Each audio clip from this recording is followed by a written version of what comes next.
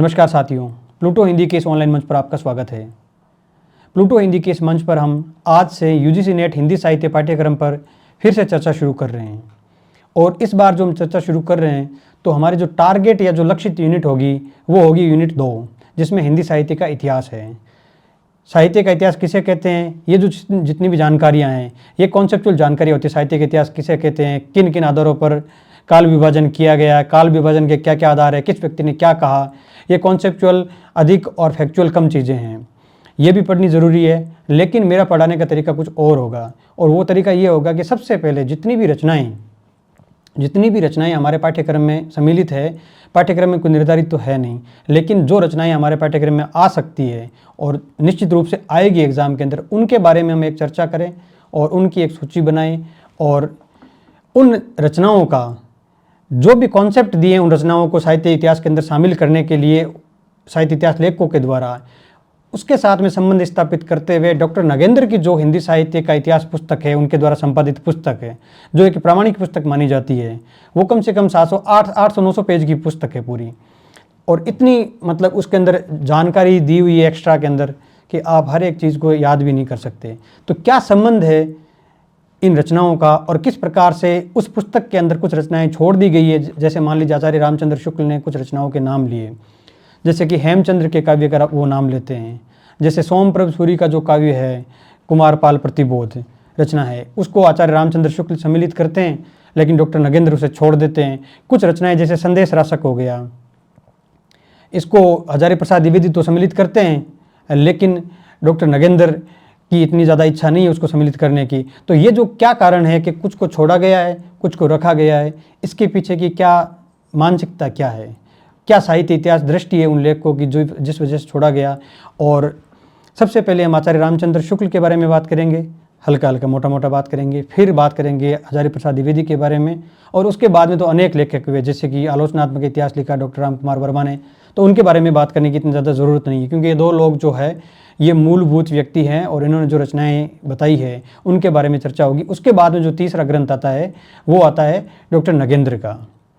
जितनी भी बातें आचार्य रामचंद्र शुक्ल ने कही, हजारी प्रसाद द्विवेदी ने कही, और इन दोनों के कॉन्ट्राडिक्शन से या इन दोनों के आपसी सहमति से जो भी एक रचनात्मक ऊर्जा निकलती है, या मान लीजिए एक रचनात्मक चीज़ें निकलती है, नए तथ्य निकलते हैं, उन सब तथ्यों को सार ग्रहण करके डॉक्टर नगेंद्र की पुस्तक में जगह दी गई है। लेकिन क्योंकि आप तीनों चीज़ें पढ़ेंगे और फिर क्या गाइड्स पढ़ते हैं जनरली स्टूडेंट, गाइड्स पढ़ने की वजह से होता यह है कि मान लीजिए आदिकाल के अंदर मुझे ऐसे लगता है कि हम अगर 30 रचनाएँ पढ़ लें, केवल 30 रचनाएँ, इनके सन वगैरह जितने भी है, काल वगैरह, छंद कौन से हैं, इनके बारे में अगर बात कर लें और किस लेखक ने इनके बारे में क्या क्या कोई नई बात कही, अगर ये देख लें तो लगभग 5 से 6 घंटे की आदिकाल की क्लास बन जाती है। और यहाँ से फिर क्या होता है कि और कोई भी 30 के बाद में कोई 31वीं 32वीं रचना पढ़ने की ज़रूरत नहीं है। सवाल ही नहीं है कि प्रश्न बाहर आए, और अगर बाहर आ भी गया तो आप इन 30 रचनाओं में से जो भी पढ़ा हुआ होगा उसके आधार पर उनको याद कर लेंगे। मेरा टारगेट यही रहेगा कि आपको कम से कम लेकिन टू द पॉइंट आपको जानकारी उपलब्ध करवाऊँ, ठीक है। तो सारी जो ये बात है उसका लबोलुआब ये है कि हमें पहले पढ़ना रामचंद्र शुक्ल, और रामचंद्र शुक्ल पढ़ना नहीं है पूरा, हमें देखना है कि उन्होंने किन किन रचनाओं को सम्मिलित किया है और क्यों किया है। फिर आचार्य हजारी प्रसाद द्विवेदी ने उनके बारे में क्या कहा है, और डॉक्टर नगेंद्र ने किन किन को छोड़ दिया और किन किन को एक्स्ट्रा को सम्मिलित किया है। ये सारी बात हमें देखनी है, ताकि क्या होगा कि आपका क्या एक कालक्रम बन जाएगा, क्रोनोलॉजी बन जाएगी कि यहाँ ये हो रहा था, इस वजह से यहाँ आगे छोड़ के बढ़े या कुछ और ग्रहण कर लिया, ठीक है। तो सारी बात करेंगे। अब हम बात करते हैं, शुरू करते हैं हिंदी साहित्य का आदिकाल के बारे में। आदिकाल की इस चर्चा को करते हुए हम देखते हैं कि रामचंद्र शुक्ल ने 2-4 बातें कही थी अपने हिंदी साहित्य का इतिहास के अंदर। उन्होंने ये कहा था कि कुछ शब्द लिए थे, एक तो अपभ्रंश शब्द नाम लिया था उन्होंने। अब यहाँ से क्लास शुरू हो गई है, पहला जो था इंट्रोडक्शन था, यहाँ से क्लास शुरू हो गई, आपको समझना शुरू कर देना, याद में करवा दूंगा, आप समझना शुरू कर देना। यहाँ से उन्होंने कहा था कि अपभ्रंश नाम का कोई काव्य होता है, ठीक, और इस अपभ्रंश को इन्होंने ये कहा था प्राकृताभास हिंदी, अर्थात प्राकृत के आभास वाली हिंदी, अपभ्रंश को ये कहा। और ये कहते हुए इन्होंने अपभ्रंश की कुछ रचनाओं को हिंदी साहित्य के अंदर स्थान दिया। हालांकि इन्होंने क्या कर दिया, पृष्ठभूमि के रूप में और प्रकरण 1 के अंदर इनका स्थान दे दिया, लेकिन इन्होंने स्थान दिया अपभ्रंश की कुछ रचनाओं को। फिर इन्होंने कहा कुछ रचनाएं अपभ्रंश की है और कुछ रचनाएं इस काल के अंदर हमें देश भाषा में मिलती है। कौन सी भाषा में? देश भाषा में। कभी इसको नाम देते हैं ये लोक भाषा में, कभी ये इनको नाम देते हैं भाषा केवल। और ये जो आदिकाल का जो प्रकरण है आचार्य रामचंद्र शुक्ल की पुस्तक के अंदर, वो बहुत हद तक भ्रमित करने वाला है। कभी ये कह देते हैं कि लोकप्रिय भाषा, कभी ये कह देते हैं देश भाषा, कभी लोक भाषा, कभी काव्य भाषा, कभी भाषा, कभी देश भाषा, पता नहीं। ये प्राकृताभास हिंदी, अपभ्रंश, ठीक है, पुरानी हिंदी, इतने शब्द बार बार अलग अलग पंक्तियों में प्रयोग करते हैं कि कोई भी सामान्य व्यक्ति या सामान्य जो पढ़ने वाला बच्चा है वो भ्रमित हो सकता है कि बात किसकी कर रहे हैं। तो आचार्य रामचंद्र शुक्ल के लिए आप एक बात याद रख लीजिए कि अपभ्रंश का तात्पर्य उनके लिए प्राकृताभास हिंदी है, ठीक है, और प्राकृताभास हिंदी का अर्थ हो गया अपभ्रंश। क्योंकि उस समय क्या हो गया था, जब आचार्य रामचंद्र शुक्ल ने अपना हिंदी साहित्य का इतिहास लिखा, तब अपभ्रंश और प्राकृताभास हिंदी या हिंदी के बीच में क्या संबंध है, इसको लेकर कोई स्पष्टता नहीं थी। समझ गया बात को? तब इन्होंने क्या किया, अपभ्रंश की रचनाओं को भी हिंदी साहित्य की रचना के तौर पर सम्मिलित कर लिया। पहला तो ये। दूसरा, इन्होंने कहा कि अपभ्रंश के समानांतरी, अपभ्रंश क्यों नाम दिया, देखो इसकी और एक बैक स्टोरी है। वो क्या है, पहले भाषा थी प्राकृत। देखो हिंदी का विकास कैसे हुआ, एक छोटी सी आपको चीज़ बता देता हूँ कि संस्कृत सबसे पहले, वैदिक संस्कृत, उसके बाद में उसका जो लौकिक स्वरूप है, अर्थात लोगों के बोलने की, जब भी भाषा क्या होती है कि साहित्य की भाषा बनती है तो उसके अंदर नियमबद्धता आ जाती है, और जब भी भाषा के अंदर नियम जुड़ जाते हैं तो भाषा में आती है कलिष्टता। क्योंकि लोगों की जो ज़बान होती है वो नियम का सोचकर नहीं बोलती, वो बोलती है फ्लो के अंदर, जैसा दिमाग में, मस्तिष्क में जैसा आइडिया या वैसा बोल दिया। तो इस वजह से क्या होती है, भाषा हमेशा क्या होती है, एक तरीके से नियम से अलग हटती चलती है, उसको हम विकृति भी कह सकते हैं भाषा के अंदर, ये चलती है। आचार्य रामचंद्र शुक्ल ने ये कहा कि, आचार्य रामचंद्र शुक्ल ने कहा, मैं बता रहा हूँ कैसे पूरी पृष्ठभूमि बन रही है। आचार्य रामचंद्र शुक्ल ने तो प्राकृत से शुरू किया था ये कहना, लेकिन पीछे की बता देते हैं। जब लोग बोलते हैं तो वो लौकिक संस्कृत बन जाती है वैदिक संस्कृत से, और वैदिक संस्कृत से फिर क्या होता है, स्थानीयता जब मिल जाती है उसके अंदर, तो वो पाली का स्वरूप ले लेती है, पाली भाषा का, ठीक है। पाली भाषा के बाद में पाली से बनती है प्राकृत, क्योंकि पाली के अंदर क्या हो गया, साहित्य लिखा गया, बौद्ध साहित्य वगैरह लिखा गया, तो वो साहित्यिक भाषा बन गई, और लोगों के लिए जबान क्या हो गई, थोड़ी ऐसे ट्विस्ट आना बंद हो गया। क्योंकि अगर नियमों में पढ़ेंगे तो आप जानते होंगे इस बात को कि हिंदी जो तत्सम प्रधान भाषा है, इस हिंदी को बोलना कितना ज़्यादा मुश्किल होता है कई बार, क्योंकि वैसे शब्द हमारे जो नॉर्मल प्रैक्टिस है हमारी बोलने की, दैनिक जीवन की, उसके अंदर नहीं आते। तो क्या होता है, हम सरल शब्दों का प्रयोग करना शुरू करते हैं। जैसे अंग्रेजी के शब्द आ गए हमारे भाषा के अंदर बहुत सारे, उर्दू के आगे, अरबी के आगे, फारसी के आगे, और स्थानीय भाषाओं के भी आगे तद्भव शब्द हो गए, ये सारी चीज़ें। तो भाषा क्या करती है, सरलता की ओर बढ़ती है। और जब नियम बनाते हैं हम, साहित्य की भाषा का अर्थ हो गया कोई ना कोई उसका व्याकरण का नियम होगा, उसका शब्दावली होगी, कुछ ना कुछ होगी। ऐसी स्थिति में क्या होता है कि भाषा हमेशा लोक की तरफ बढ़ती है, अर्थात लौकिक प्रवृत्ति की तरफ बढ़ती है भाषा। तो आचार्य शुक्ल ये कहते हैं कि प्राकृत जो भाषा है, जब वे साहित्य की भाषा बन गई तो एक नई भाषा लौकिक भाषा के रूप में उत्पन्न हुई, और इस नई भाषा को हम कह सकते हैं कि अपभ्रंश भाषा थी। वो कौन सी थी, अपभ्रंश।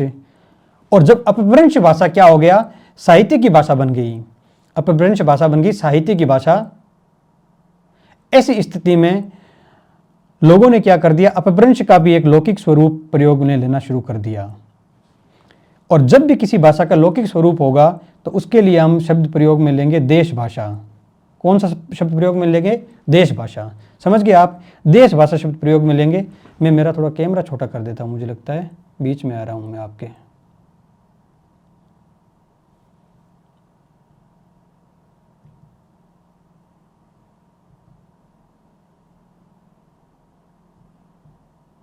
ठीक, क्या बात कर रहे थे हम, हाँ, जब भी किसी भी क्या हुआ, अपभ्रंश क्या होगी, साहित्य के स्थान पर प्रतिष्ठित हो गई, साहित्य लिखा जाने लगा। जैसे जैन साहित्य, इसके अंदर बहुत सारा लिखा गया, बहुत सारा धार्मिक साहित्य लिखा गया, और ऐसी स्थिति में भाषा क्या होगी, रूढ़िबद्ध हो गई। भाषा क्या हो गई, रूढ़िबद्ध। और जब भी भाषा में रूढ़िबद्धता आती है तब एक क्या होती है, उसकी लौकिक प्रवृत्ति का जन्म होता है, तो ये होगी देश भाषा। तो आचार्य शुक्ल ने यह कहा कि एक तो होगी अपभ्रंश भाषा यहाँ पर, अर्थात इसका क्या हो गया, एक बहुत ही कलिष्ठ स्वरूप हो गया, साहित्य के स्तर पर मानदंड हो गए, स्थापित होगी। इसको हम कह सकते हैं प्राकृताभास हिंदी, ठीक है। तो यहाँ की जो रचनाएं अपभ्रंश की, क्योंकि ये प्राकृत के आभास वाली हिंदी है, पुरानी हिंदी है, तो ऐसी स्थिति में इन रचनाओं को भी हमें साहित्य के अंदर सम्मिलित करना चाहिए। पहला तो वो ये कहते हैं। दूसरा ये कहते हैं कि देश भाषा अर्थात वहाँ के जो लौकिक स्वरूप है, जो कि वास्तविक हिंदी है, जो बाद में हम पढ़ेंगे तो आपको पता चलेगा कि देश भाषा आज के अर्थों में क्या है, वास्तविक हिंदी। और अपभ्रंश का तात्पर्य ये हो गया कि प्राकृत नहीं, अपभ्रंश के प्रभाव युक्त हिंदी। अपभ्रंश भाषा का अर्थ क्या हो गया? आचार्य शुक्ल के लिए अपभ्रंश का मतलब है प्राकृताभास हिंदी, ठीक है। लेकिन हमारे लिए वही बात क्या होगी आज के समय में, जो नई टर्म दे दी है भाषाविदों ने दे दी है, कि इसको ये कह सकते हैं कि अपभ्रंश के प्रभाव युक्त हिंदी, अर्थात अपभ्रंश का प्रभाव उसके अंदर है लेकिन है वो हिंदी। तो ये बात दे दी इन्होंने। तो देश भाषा जब भी बात करते हैं तो आचार्य शुक्ल ये कहते हैं कि आदिकाल की जो सामग्री है उसको हम दो भागों में बांट सकते हैं। एक तो बांट सकते हैं अपभ्रंश की सामग्री के रूप में। कौन सी सामग्री के रूप में? अपभ्रंश की सामग्री के रूप में। और एक उसको कह सकते हैं हम देश भाषा की सामग्री। और इस आधार पर इन्होंने क्या किया, पहले तो लिखा अपना जो परिचय है हिंदी साहित्य का इतिहास, उसके अंदर लिखा कि 12 ग्रंथों के आधार पर ही हम इस आदिकाल की सामग्री मिली है और ये 12 ग्रंथ इसके प्रतिनिधि ग्रंथ है और इसके आधार पर ही हम इस आदिकाल की प्रवृत्तियाँ, आदिकाल के काव्य की प्रवृत्ति क्या थी, ठीक है, और नामकरण क्या होगा इसका, काल विभाजन क्या होगा, इन सब चीज़ों का निर्धारण हम इन 12 ग्रंथों के आधार पर ही कर सकते हैं। और कोई हमारे पास सामग्री है नहीं, क्योंकि प्रामाणिक नहीं है जो भी उन्होंने तर्क दिए उसके पीछे। लेकिन क्या वो 12 ग्रंथ तक सीमित रहे? क्या उन्होंने अपने ग्रंथ के अंदर 12 ग्रंथों के अलावा कोई नाम नहीं दिया? बहुत सारे नाम दिए। कैसे नाम दिए उसके कारण बताते हैं। आचार्य शुक्ल ने क्या कहा सबसे पहले कि अपभ्रंश साहित्य, जिसे हम क्या कह सकते हैं, प्राकृताभास हिंदी,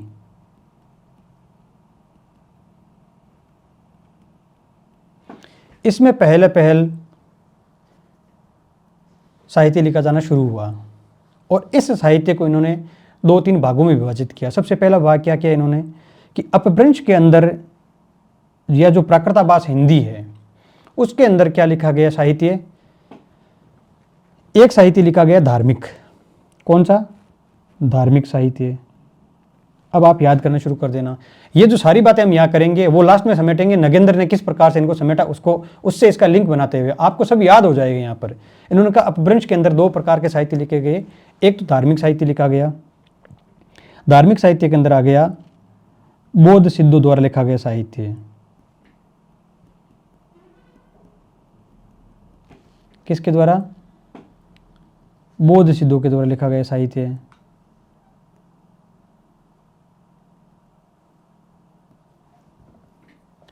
दूसरा लिखा गया नाथों द्वारा। तीसरा लिखा गया जैनों के द्वारा। ये लिखे गए धार्मिक साहित्य। तो सबसे पहले क्या करते हैं, अपभ्रंश के अंदर ये 3 जो साहित्य लिखे गए इसके बारे में बात करते हैं। और ये कहते हैं कि जो हिंदी है उसकी शुरुआत तो बौद्ध सिद्धों के द्वारा हो गई थी, ठीक है। नाथों ने भी उसे पल्लवित किया और जैनों ने भी उसे पल्लवित किया। एक तो ये बात कहते हैं। इसी वजह से क्या करते हैं, हम जो इनकी रचनाएं हैं उनको भी हिंदी साहित्य में पढ़ते हैं। आचार्य शुक्ल ये तर्क देते हैं कि क्योंकि ये जो रचनाएं हैं उनका जीवन की स्वाभाविक सरणियों से कोई ताल्लुकात नहीं था, कोई संबंध नहीं था, इस वजह से इसको साहित्य की श्रेणी में नहीं रखा जा सकता। लेकिन फिर भी वो अपने हिंदी साहित्य के इतिहास के अंदर इनको स्थान देते हैं। कॉन्ट्राडिक्शन हुआ कि नहीं हुआ उनकी इस धारणा के अंदर?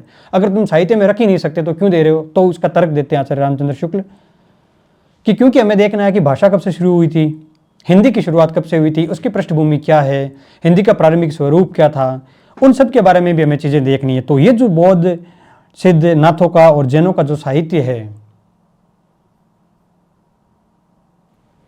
इस साहित्य को भी हमें थोड़ा बहुत उसके बारे में जानकारी रखनी पड़ेगी कि वहाँ भाषा का स्वरूप क्या था, ये देखने के लिए। तो पहला तर्क ये देते हैं, लेकिन अपने हिंदी साहित्य के इतिहास के अंदर इसको स्थान देते हैं। वो किस आधार पर देते हैं? भाषा की दृष्टि से देते हैं, साहित्य की दृष्टि से नहीं देते हैं। लेकिन आगे चलकर हजारी प्रसाद द्विवेदी का मत कुछ पलट जाता है और फिर जो नगेंद्र की पुस्तक है संपादित उनके द्वारा, जो हिंदी साहित्य की प्रामाणिक पुस्तक मानी जाती है, उसके अंदर उसको सारा स्पष्टीकरण किया जाता है। एक तो ये कहा इन्होंने। दूसरा इन्होंने कहा धर्मेतर साहित्य। धर्मेतर साहित्य। अब आप एक मजेदार चीज यहां पर भी देखेंगे, यहां पर भाषा की दृष्टि से आचार्य रामचंद्र शुक्ल इन जो ग्रंथ है, इनकी जो रचनाएं हैं बौद्ध सिद्धों की, नाथों की, जैनों की, उनको स्थान देते हैं। लेकिन भक्ति काल के अंदर नहीं देते ऐसा कुछ भी। भक्ति काल के अंदर जो भक्ति साहित्य, सीधा भक्ति साहित्य अर्थात जिसके अंदर जीवन की जो स्वाभाविक सरणियाँ हैं उनका उल्लेख नहीं है, उस भक्ति साहित्य को, जो मतलब केवल सैद्धांतिक साहित्य, उसको स्थान नहीं देते आचार्य रामचंद्र शुक्ल। उसी साहित्य को स्थान देते जो साहित्य की श्रेणी में आ सकता है, उनका ये मानना है। जबकि हालांकि वो अपनी पूरी बात के ऊपर कायम भी नहीं रह पाते हैं।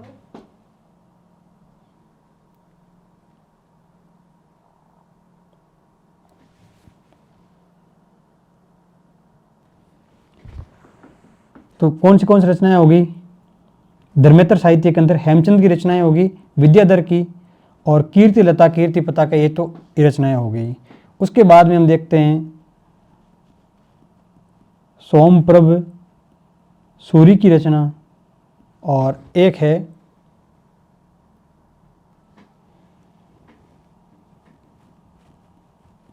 जैनाचार्य मेरुतुंग, इनकी रचनाएं। ये जो रचनाएं हैं आचार्य रामचंद्र शुक्ल की दृष्टि से ये अपभ्रंश की रचनाएं हैं।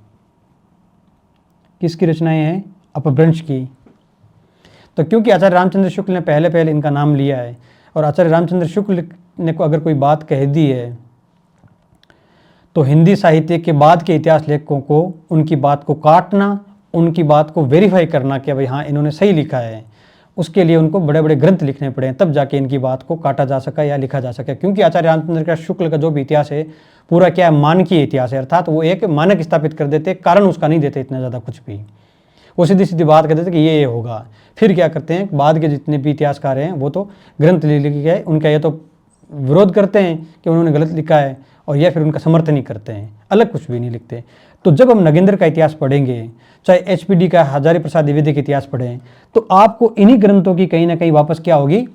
गूंज सुनाई देगी कि हाँ ये ग्रंथ मैंने पढ़ रखे हैं। तो आपने देखा होगा कि जो नेट का पाठ्यक्रम है, जो परीक्षाएं होती है नेट की, उसके अंदर जो नेट का अब तक का जो फेवरेट प्रश्न है, मुझे लगता है आचार्य रामचंद्र शुक्ल की जो भी इतनी बात हुई है ना, उसके अंदर, क्योंकि सोमप्रभ सूरी का जो ग्रंथ है कुमारपाल प्रतिबोध,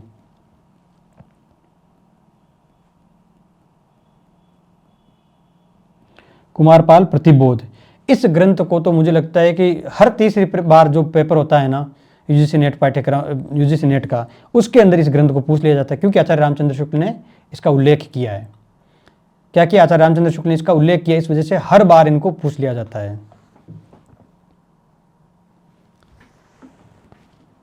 तो हमें जरूरी है कि हम इसके बारे में थोड़ी बहुत जानकारी रखें, ताकि हमें याद हो जाए चीज़ें कि कहाँ कहाँ पर प्रश्न बन सकता है, कहाँ से नहीं बनता है। क्योंकि बौद्ध, सिद्ध और जैन जो ग्रंथकार हैं उनसे ज़्यादा प्रश्न नहीं पूछे जाते हैं। समझ गए आप? उनसे क्या होता है? ज़्यादा प्रश्न नहीं पूछे जाते हैं। तो शुरू करते हैं हम देखना कि किस किस से संबंधित कुछ चीज़ें याद कर लेते हैं, कुछ फैक्चुअल चीज़ें याद कर लेते हैं। जो कॉन्सेप्चुअल चीज़ें हैं, आचार्य रामचंद्र शुक्ल का इतिहास हो, चाहे हजारी प्रसाद द्विवेदी का इतिहास हो, उससे जितनी भी संकल्पनात्मक जितनी भी जानकारियाँ हैं वो हम अलग से पढ़ेंगे। 5 घंटे की क्लास लेंगे, उसमें एक एक स्टेटमेंट मैं आपको लिखवा दूंगा। लेकिन यहाँ पर हम क्या कर रहे हैं, जो फैक्चुअल चीज़ें हैं, जिनसे अधिक प्रश्न आते हैं, सीधे प्रश्न आते हैं, उन प्रश्नों के बारे में चर्चा करेंगे। तो जैनों ने भी क्या किया, बौद्ध सिद्धों ने क्या किया, चर्यापद और दोहा कोश में जो जितनी भी रचनाएं वो लिखी, दोहे लिखे या पद लिखे इन्होंने। नाथों के द्वारा भी क्या हो गया, गोरखनाथ के नेतृत्व में और अनेक प्रकार का साहित्य लिखा गया, लेकिन ज़्यादातर वो प्रश्न नहीं पूछे जाते जो गोरक्ष बोध, सिद्धार्थ संग्रह वगैरह, जो भी इनकी वाणी के जितने भी ग्रंथ हैं उनके बारे में हम आगे चर्चा कर ही लेंगे। यहाँ हम बात करते हैं जैनों के बारे में। जैनों का जो ये ग्रंथ है बहुत ज़्यादा प्रसिद्ध है, हर एक पुस्तक के अंदर मिल जाता है। आचार्य रामचंद्र शुक्ल ने भी जिसका नाम लिया वो है श्रावकाचार। क्या है? श्रावकाचार। किसका ग्रंथ है ये? देवसेन का। कब लिखा गया? 990 विक्रमी संवत, अर्थात क्या हो गया 933 ईस्वी के अंदर। कब लिखा गया? 933 ईस्वी के अंदर। आपको ये याद रखना है देवसेन का ग्रंथ कौन सा है? श्रावकाचार। और ये हिंदी का प्रथम ग्रंथ भी माना जाता है श्रावकाचार। और आचार्य रामचंद्र शुक्ल ने अपने पहले ही पृष्ठ के ऊपर इसका उल्लेख किया है कि जैन ग्रंथ ये है। उन्होंने कहा कि बौद्ध सिद्धों ने भी लिखा था सबसे पहल जो हिंदी की जो भाषा, अपभ्रंश जो भाषा है, प्राकृतभाषा हिंदी, उसका प्रयोग किया था। और श्रावकाचार ने एक बहुत ही प्रसिद्ध पुस्तक लिखी थी, और उसके बाद में तो ग्रंथों की बाढ़ आ गई। और फिर वो ग्रंथ नाम जितने भी नय कुमार चरित्र, जसहिर चरित्र है ना, जितने भी नाग चरित्र वगैरह जितनी भी रचनाएं हैं, स्वयंभू की, पुष्पदंत की, उन सब रचनाओं का नाम लेते हैं वो। तो उन रचनाओं को हम यहाँ पर याद नहीं करेंगे क्योंकि उनसे प्रश्न बहुत कम पूछा जाता है, इस वजह से नहीं लेंगे। और वो सारी रचनाएं क्या होगी, धार्मिक साहित्य हो गया और प्योर अपभ्रंश में हो गई। हम यहाँ पर हिंदी साहित्य के इतिहास के अंदर जिन रचनाओं को आज आधुनिक जितने भी इतिहासकार हैं उनकी जो एक क्या बोलते हैं सहमति बन चुकी है, आम सहमति, वो ये है कि हिंदी साहित्य के इतिहास के अंदर केवल वो रचनाएं सम्मिलित की जा सकती है जो हिंदी में लिखी गई हो या भाषा उसकी हिंदी हो लेकिन अपभ्रंश से प्रभावित हो, अर्थात अपभ्रंश का कुछ पुट इसके अंदर हो।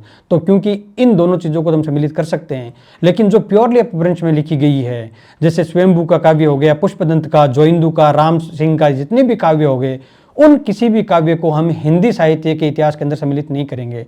लेकिन सर्वाकाचार्य का जो पुस्तक है उसके अंदर क्या है, ये अपभ्रंश से प्रभावित रचना है, इस वजह से हमें साहित्य इतिहास के अंदर सम्मिलित किया गया है। जैसे आप देखेंगे सोमप्रभ सूरी का जो काव्य है, ये आचार्य रामचंद्र शुक्ल ने क्या कह दिया, प्राकृताभास हिंदी अपभ्रंश का काव्य है।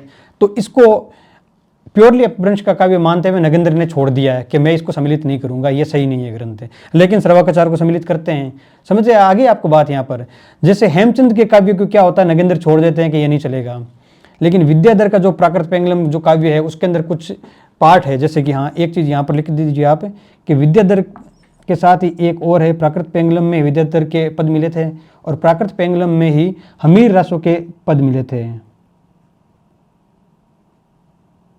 हमीर रासो लेखक कौन है इसका, सारंगधर, इनके पद मिले थे सारंगधर के। ठीक है, तो इसको सम्मिलित किया है हमीर रासो को। मेरुत्तम की किसी रचना को सम्मिलित नहीं किया, लेकिन कुमारपाल प्रतिबोध को नहीं किया। कीर्ति लता और कीर्ति पता को सम्मिलित किया है डॉक्टर नगेंद्र ने। विद्याधर के जो पद है उनको सम्मिलित नहीं किया, लेकिन हेमचंद को भी नहीं किया, तो ये छोड़ दिया। और इसके अंदर जो धार्मिक साहित्य है उसके अंदर बौद्ध सिद्धों को सम्मिलित किया, नाथों के साहित्य को भी सम्मिलित किया और जैनों के साहित्य को भी सम्मिलित किया कुछ कुछ। तो उसमें श्रवाकाचार्य को भी सम्मिलित कर लिया और कुछ और नई चीज़ें भी जोड़ दी साथ साथ में। तो इस प्रकार से जो इतिहास की आज की जो नींव है, आज का जो महल है पूरा, वो इस प्रकार से नई नई ईंटें लाके जुड़ा है। ठीक है, आगे बढ़े। तो ये सारे ग्रंथ क्या हो गए, अपभ्रंश के ग्रंथ है आचार्य रामचंद्र शुक्ल के दृष्टि में। तो इन ग्रंथों में से कुछ ग्रंथों को नगेंद्र ने अपने हिंदी साहित्य के इतिहास के अंदर सम्मिलित कर दिया, कुछ हजारी प्रसाद द्विवेदी से उठा लिया और कुछ अपनी तरफ से ऐड करके एक अंतिम सूची दी है और वही अंतिम सूची अपने काम आती है। परीक्षा में कई बार प्रश्न पूछा जाता है कि उपयुक्त या निम्नलिखित ग्रंथों में से कौन सा ग्रंथ हिंदी का नहीं है या पूर्णतः हिंदी भाषा का नहीं है, कौन सा पूर्णतः अपभ्रंश का है, हिंदी का नहीं। इस प्रकार के प्रश्न कई बार पूछे जाते हैं। तो आपको याद रखना है कि आचार्य रामचंद्र शुक्ल का अगर अपभ्रंश का कह रहे हैं हम, तो इसका मतलब ये नहीं है कि श्रवाकाचार्य ना अपभ्रंश का ग्रंथ हो गया है। ये हिंदी प्रभावित है, ये अपभ्रंश प्रभावित हिंदी का ग्रंथ है। हमीर रासो का जो ग्रंथ है सारंगधर, इसके साथ में भी वही सेम स्थिति है। ये क्या है, अपभ्रंश से प्रभावित है लेकिन हिंदी का ग्रंथ है, कीर्ति लता कीर्ति पता का। लेकिन हेमचंद का जो ग्रंथ होगा, काव्य शब्दानुशासन वगैरह जो भी इनके ग्रंथ होंगे, जो भी इसके व्याकरण ग्रंथ है, वो क्या होंगे, वो हिंदी साहित्य के इतिहास में सम्मिलित नहीं किए जाएंगे अंततः। आचार्य रामचंद्र शुक्ल भले ही कर लो, इनको समझ में आ गई होगी अब तक सारी बात, आपको इतना बार बोल दिया तब। अब आगे बढ़ते हैं कि अपभ्रंश और प्राकृताभास हिंदी की तो बात हो ही गई। तो आगे की जो चर्चा होगी वो क्या होगी, देश भाषा के काव्य की होगी। ठीक, ये सारी बात होगी। अब हम बात करते हैं देश भाषा का काव्य। आचार्य शुक्ल की दृष्टि में देश भाषा का काव्य।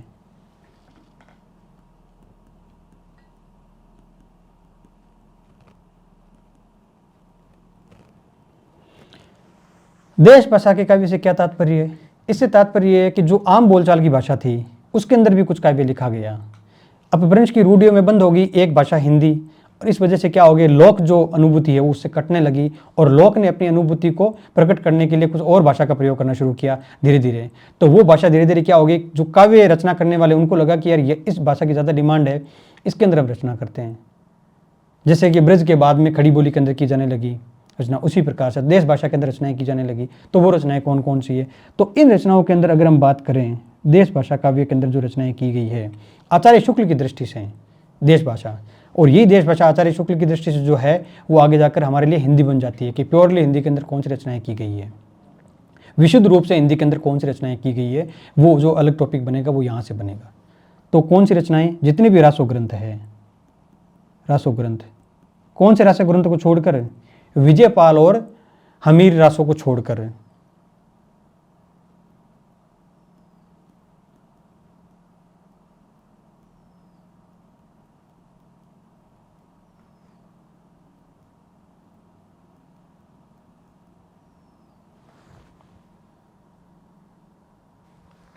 और इसके साथ में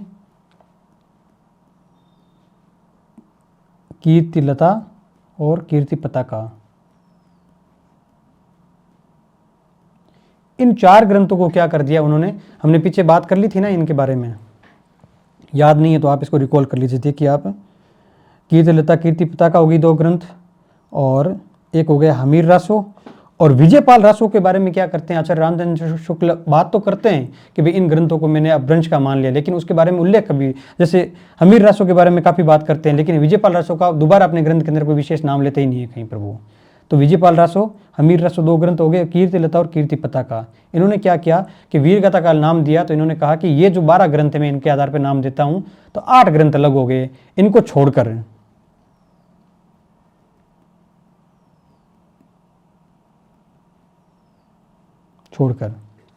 कौन कौन से ग्रंथ हो गए, एक हो गया पृथ्वीराज रासो, दूसरा हो गया बीसल देव रासो। हालांकि इसको थोड़ा इस तरीके से करना चाहिए,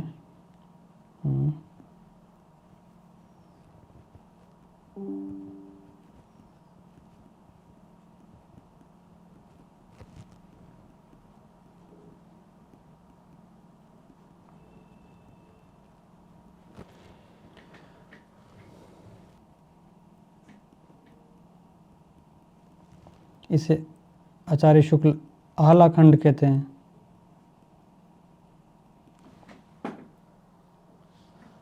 पांचवी जो रचना है वो है जे मयंक जसचंद्रिका, और छठी रचना है जयचंद प्रकाश।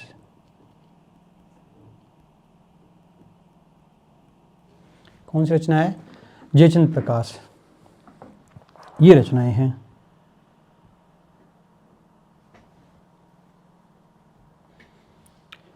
तो 6 तो ये ग्रंथ नाम बताते हैं वो, ठीक है, जिसके आधार पर वो वीरगाथा काल वगैरह कहते हैं, ये सारी बातें। 6 ग्रंथ कौन से हो गए, देश भाषा के, और इसके अलावा 2 ग्रंथ और नाम लेते हैं। 2 ग्रंथ कौन कौन से हैं, एक तो पदावली, किसकी है, विद्यापति की, और दूसरी है खुसरो की पहेलियां, या खुसरो की रचना।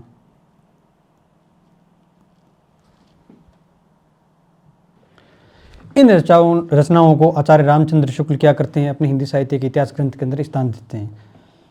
एक जगह वो हल्का सा जो उल्लेख है, हालांकि अपने इतिहास ग्रंथ के अंदर तो उसका उल्लेख करते हैं, लेकिन जो वीरगाथा काल नामकरण है उससे उसका कोई विशेष संबंध नहीं जोड़ते। वो है रणमल छंद। क्या नाम है, रणमल छंद, श्रीधर व्यास का लिखा हुआ रणमल छंद।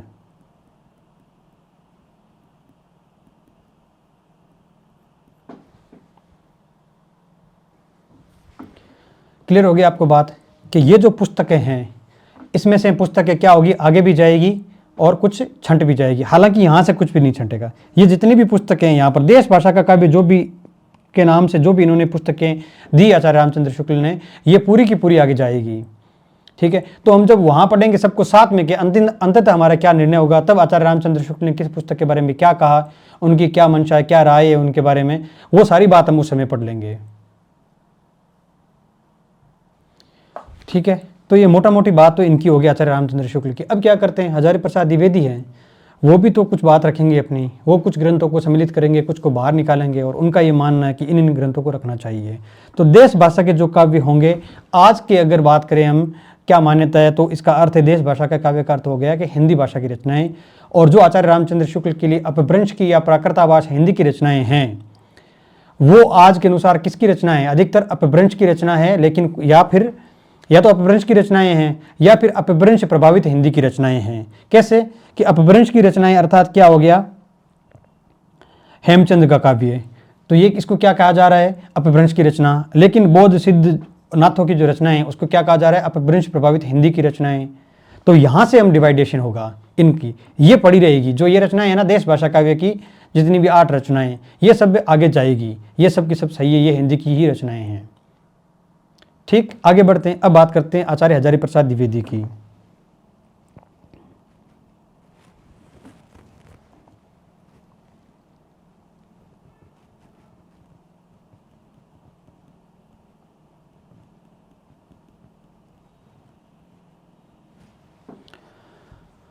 आचार्य हजारी प्रसाद द्विवेदी ने क्या कहा कि बहुत सारी रचनाएं हैं जो प्रामाणिक है, अप्रामाणिक है और साहित्य के इतिहास के अंदर सम्मिलित की जानी चाहिए या नहीं की जानी चाहिए। इसको लेकर उन्होंने क्या कहा कि हिंदी साहित्य का जिसे हम आदिकाल कहते हैं, उस आदिकाल में दो प्रकार की रचनाएं या दो जगह संग्रहित रचनाएं मिलती है या दो प्रकार की मिलती है, कहते हैं दो प्रकार की। दो प्रकार की इन रचनाओं को विभाजित करते हुए कहते हैं कि जो पहला प्रकार है वो है जैन भंडारों में सुरक्षित रचनाएं। आप अब तक जो भी क्लास देख रहे हैं, सिर्फ आप इसको क्लास को देखते जाइए और समझते जाइए, कोशिश कीजिए कि कहाँ कहाँ से चीज़ें उठ रही है। सिर्फ आप एक बार देखते जाइए, याद करवा दूंगा मैं सारी चीज़ें। मैं पहले समझाना जरूरी है ताकि आपको याद करने में, समझाया हुई चीज़ें जो होती है ना, वो याद करने में बहुत ज़्यादा उपयोगी होती है। क्योंकि कॉन्सेप्ट जब तक क्लियर नहीं होंगे ना, तब तक चीज़ें याद भी नहीं होती है। मुझे तो ऐसा लगता है, मेरे लिए तो मुझे लगता है, सारे विद्यार्थी हैं तो शायद उनको भी ऐसे लगता होगा। जैन रचनाएं,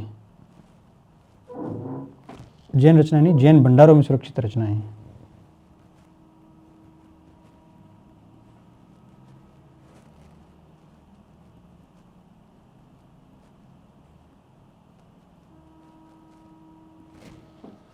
और दूसरा कहा उन्होंने लोक भाषा की रचनाएं।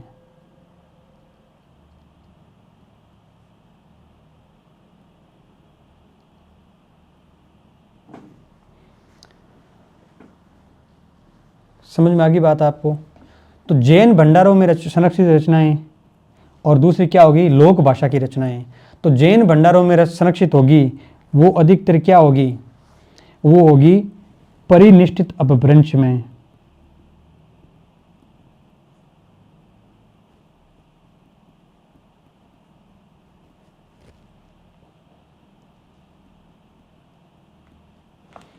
ठीक, लेकिन कुछ क्या है,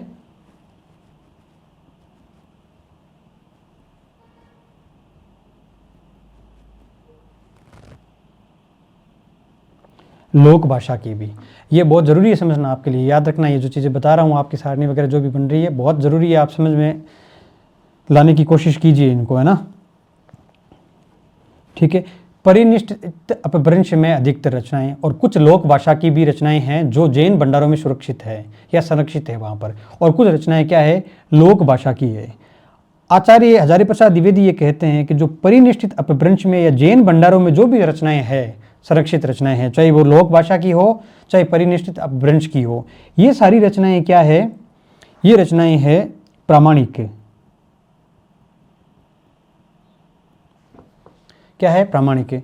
और लोक भाषा की जो रचनाएं मिलती है, ये लोक भाषा की नहीं जो जैन भंडार के अंदर संरक्षित है, वो नहीं। जो जैन भंडार में संरक्षित है लोक भाषा की रचना, वो सब प्रामाणिक है। लेकिन जो लोक भाषा की रचना है जो जैन भंडारों में संरक्षित नहीं है, लोगों की वाणियों में या लोगों के जो घरों के अंदर जो ताड़पत्र वगैरह के ऊपर लिख के है ना संरक्षित हुई है, वो रचनाएं, वो क्या होती है, समय के साथ में इवोल्व होती है। तो इनको इन्होंने कहा लगभग अप्रामाणिक और अर्ध प्रामाणिक, दो भागों में यहां विभाजित किया। किसमें किया, प्रामाणिक और अर्ध प्रामाणिक के अंदर विभाजित किया।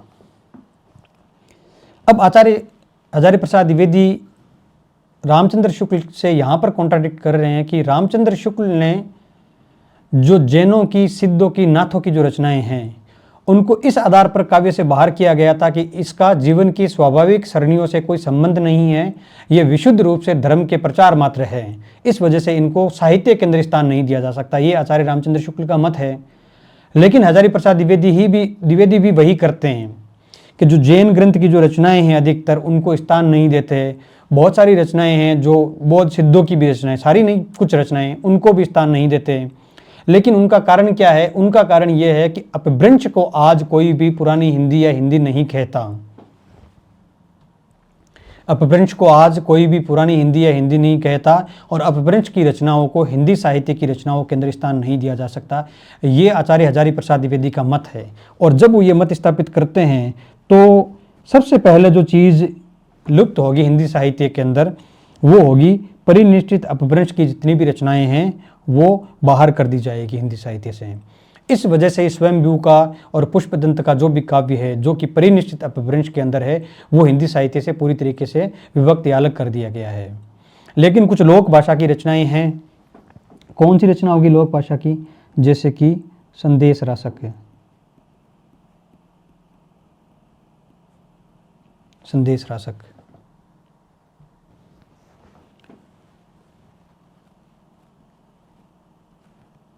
दूसरा है प्राकृत पेंगलम,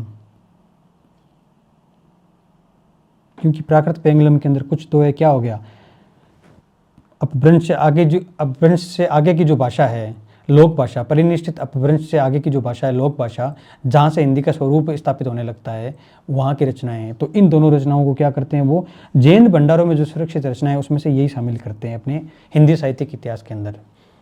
समझो आगे बात आपको। किसकी बात कर रहे हैं हम? हजारी प्रसाद द्विवेदी की। अब हजारी प्रसाद द्विवेदी हिंदी साहित्य का जो प्रथम लेखक है या प्रथम कवि है, वो संदेश रासक के रचनाकार अब्दुल रहमान को मानते हैं। ये तो आपको पता होगा, नहीं पता तो आप समझ लीजिए, यहीं से मानते हैं वो। इसी आधार पर संदेश रासक के जो रचनाकार है अब्दुल रहमान, उनको हिंदी साहित्य का पहला कवि मानने का कारण इनका यही है कि इन्होंने संदेश रासक जो रचना लिखी वो लोक भाषा में लिखी गई थी, और वो क्या है, हिंदी है। जो वर्तमान हिंदी है उसका पुराना स्वरूप है, अपभ्रंश नहीं है। अपभ्रंश बिल्कुल अलग भाषा है। अपभ्रंश को हम नहीं कह सकते कि वो हिंदी का कोई स्वरूप था। ये आचार्य हजारी प्रसाद द्विवेदी का स्पष्ट मत है। फिर वो क्या करते हैं, प्रामाणिक और अर्ध प्रामाणिक के रूप में बात करते हैं लोक भाषा की रचनाओं का। तो अप्रामाणिक रचनाएं जो बताते हैं कि जो बिल्कुल भी प्रामाणिक नहीं है, उनके बारे में बात करते वो लिखते हैं कि जैसे कि बिसल देव रासो। कौन सी? बिसल देव रासो।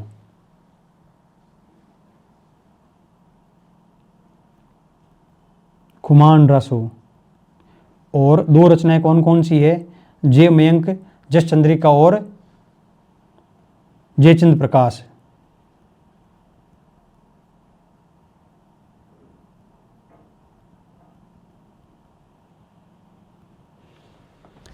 ये जो रचनाएं हैं, खुमान रासो, बिसल देव रासो, जय मयंक जस चंद्रिका, ठीक है, इन रचनाओं को क्या करते हैं, वो अप्रामाणिक मानते पूरी तरीके से कि ये बिल्कुल भी प्रामाणिक नहीं है। बिसल देव रासो को भी क्या मानते हैं? अप्रामाणिक मानते हैं आचार्य हजारी प्रसाद द्विवेदी। फिर बात करते हैं अर्ध प्रामाणिक रचनाओं की। अर्ध प्रामाणिक रचनाओं के एक और भी रचना लिख दीजिए यहाँ पर जो अप्रामाणिक में मानते हैं। उस रचना का नाम है उक्ति व्यक्ति प्रकरण।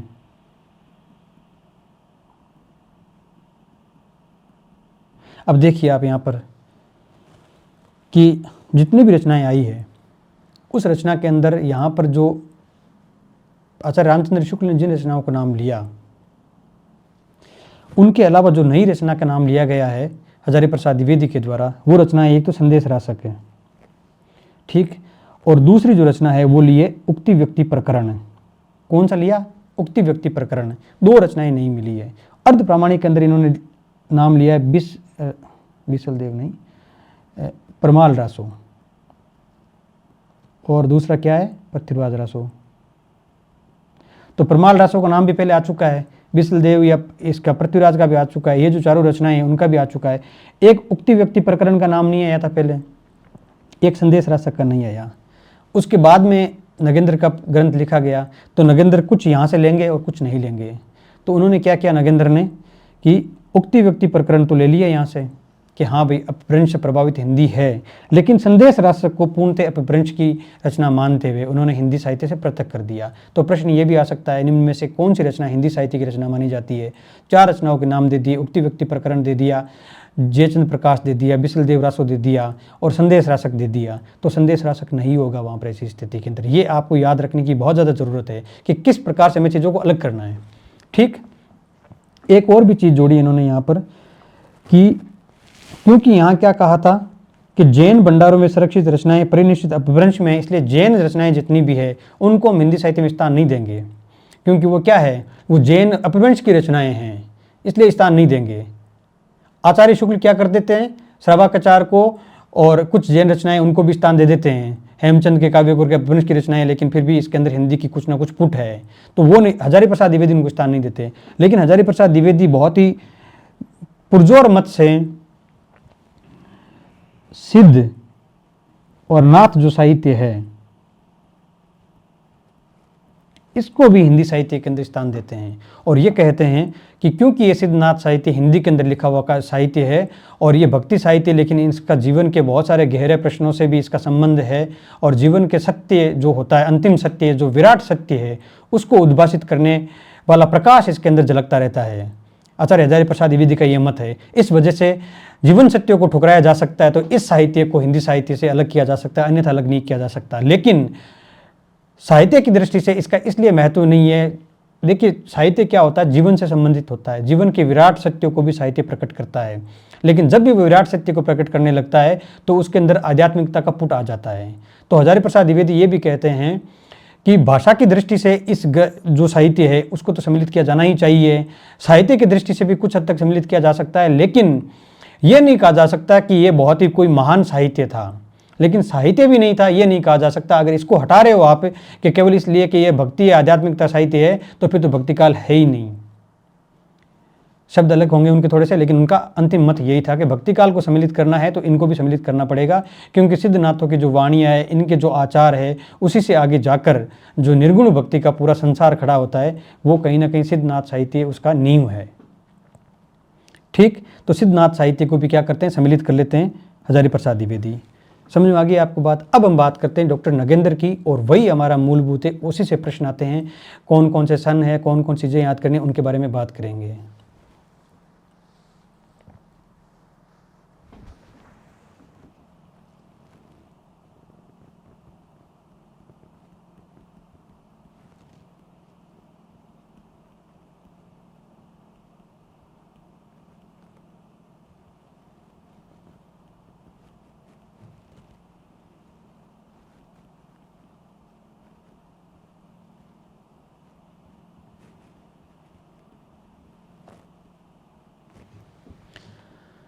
आदिकाल की सामग्री।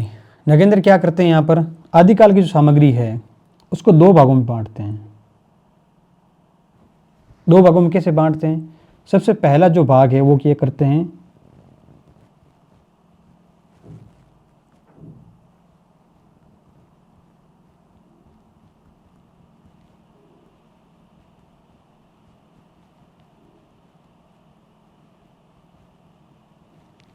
अपभ्रंश प्रभावित हिंदी। कौन सी है, अपभ्रंश प्रभावित हिंदी। दूसरी कौन सी है, हिंदी की रचनाएं।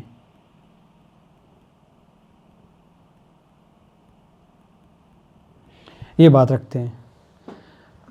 नगेंद्र क्या करते हैं कि पहला विभाजन ये करते हैं कि हिंदी और गैर हिंदी की रचनाएं, फिर बाद में क्या करते हैं कि हिंदी अपभ्रंश की जो रचनाएं हैं, अपभ्रंश प्रभावित हिंदी की रचनाएं है, तो सारी हिंदी की, याद रखना आप, लेकिन अपभ्रंश प्रभावित है। कुछ है विशुद्ध हिंदी की, जो हिंदी की रचनाएं इधर लिखेंगे हम हिंदी की रचना के नीचे, और कुछ है अपभ्रंश प्रभावित हिंदी, तो इनको यहाँ लिखेंगे। ठीक है,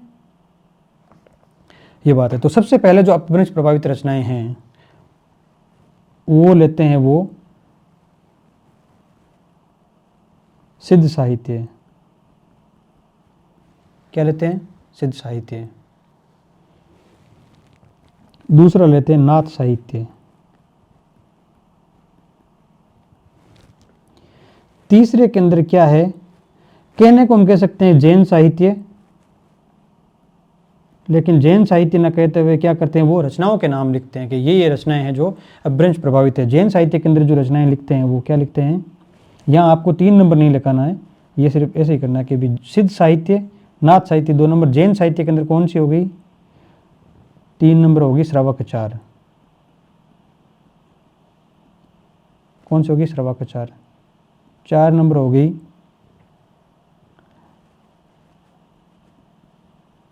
भरतेश्वर बाहुबली रास।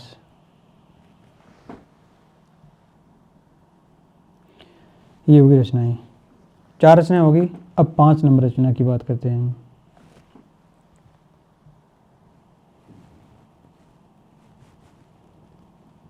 रासो ग्रंथ। रासो ग्रंथ के अंदर जो एक ही ग्रंथ इन्होंने सम्मिलित किया है यहाँ पर अपभ्रंश प्रभावित ग्रंथ के अंदर, उस ग्रंथ का नाम है हमीर रासो। कौन सा ग्रंथ है? हमीर रासो। 5 ग्रंथ हो गए। जो यहाँ पर अपभ्रंश प्रभावित हिंदी की रचनाएं हैं, इनकी संख्या 8 है। कितनी है? 8। और हिंदी की रचनाएं, उनकी संख्या 13। ये याद रखना है। तो रचनाएं कितनी होगी? 21 रचनाएं। मैंने कहा था शुरू के अंदर कि 30 रचनाएं आपको याद करनी है, तो 21 तो ये हो गई, और 8-10 कुछ दूसरी और हो जाएगी, जैसे कि सोमप्रभ सूरी का काव्य है कुमारपाल प्रतिबोध, उसको भी याद करना है क्योंकि आचार्य रामचंद्र शुक्ल ने उसका उल्लेख किया है। संदेश राशक जो रचना हो गई, क्योंकि हजारी प्रसाद द्विवेदी ने उसका उल्लेख किया, भले ही वो क्या है अपभ्रंश की रचना है, लेकिन उन्होंने उल्लेख किया है तो हमें उसको भी याद करना पड़ेगा। छोटा छोटा याद ऐसे करना पड़ेगा कि हिंदी साहित्य का नहीं है, लेकिन क्योंकि इन्होंने उल्लेख किया है तो ये पूछा जा सकता है संदेश राशक किस भाषा का ग्रंथ है, या हिंदी का है या नहीं है। 5 हो गए। अब तो 3 ग्रंथ है, वो कैसे हैं? चंपू काव्य के रूप में है, अर्थात गद्य पद्य का मिश्रण है। तो छठा ग्रंथ हो गया राहुल बेल। फिर आते हैं गद्य ग्रंथ। मैंने शायद 3 बोल दिया ना। चंपू काव्य के रूप में एक ग्रंथ आता है राहुल बेल, ठीक है, इसमें गद्य पद्य का मिश्रण है। और 7 नंबर में आता है गद्य ग्रंथ के अंदर वर्ण रत्नाकर। 8 नंबर में आता है उक्ति व्यक्ति प्रकरण।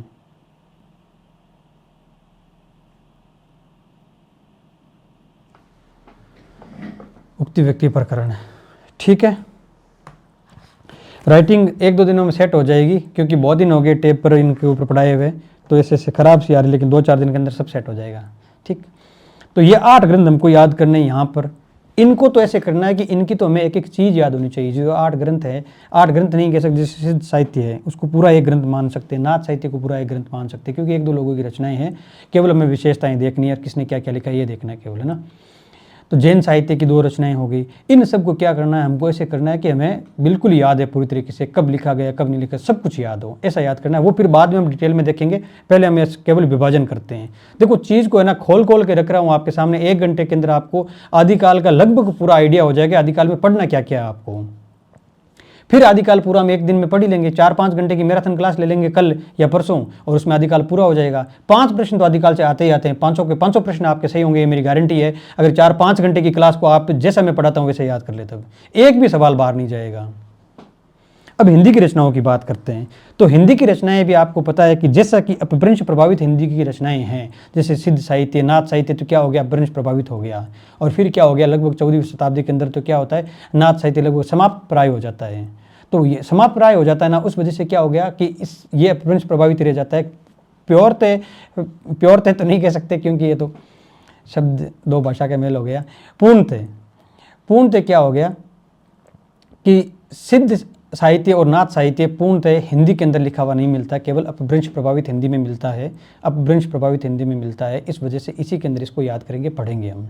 हिंदी की रचनाओं के अंदर हम क्या देखते हैं कि रसो ग्रंथ भी लिखे गए, जैन ग्रंथ भी लिखे हुए मिलते हैं, ठीक है, और कुछ लौकिक ग्रंथ भी लिखे हुए मिलते हैं। तो रसो ग्रंथ देखते हैं सबसे पहले।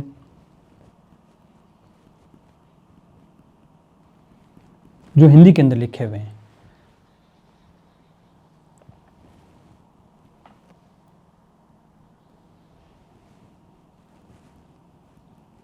कुमान रासो,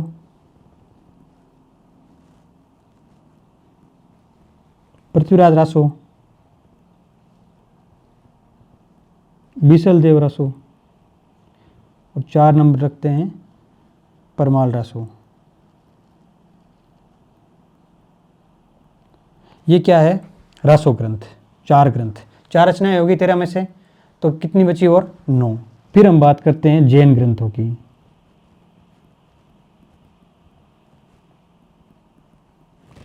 ये भी 4 है।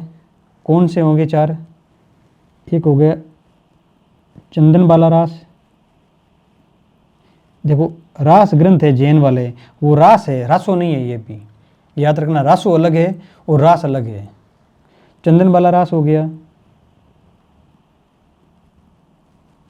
दूसरा हो गया स्तुली भद्र रास।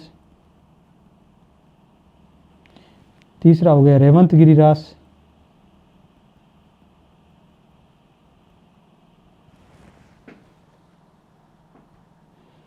चौथा हो गया नेमिनाथ रास।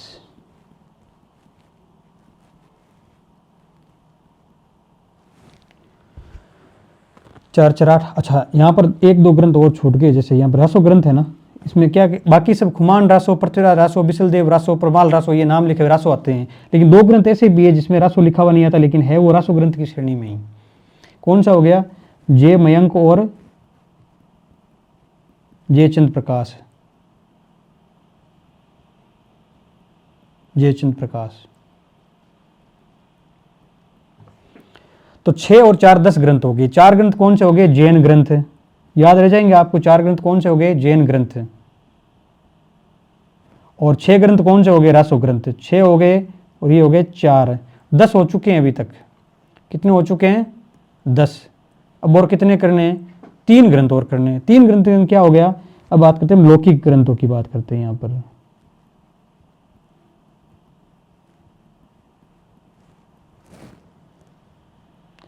एक कौन सा हो जाएगा सबसे पहले लौकिक के अंदर? खुसरो की पहेलियाँ। खुसरो साहित्य, सारा यही कर देते हैं, पहेलियाँ क्या, खुसरो साहित्य। नंबर 2 है वसंत विलास। और नंबर 3 जो ग्रंथ है वो है डोला मारूरा दोहा।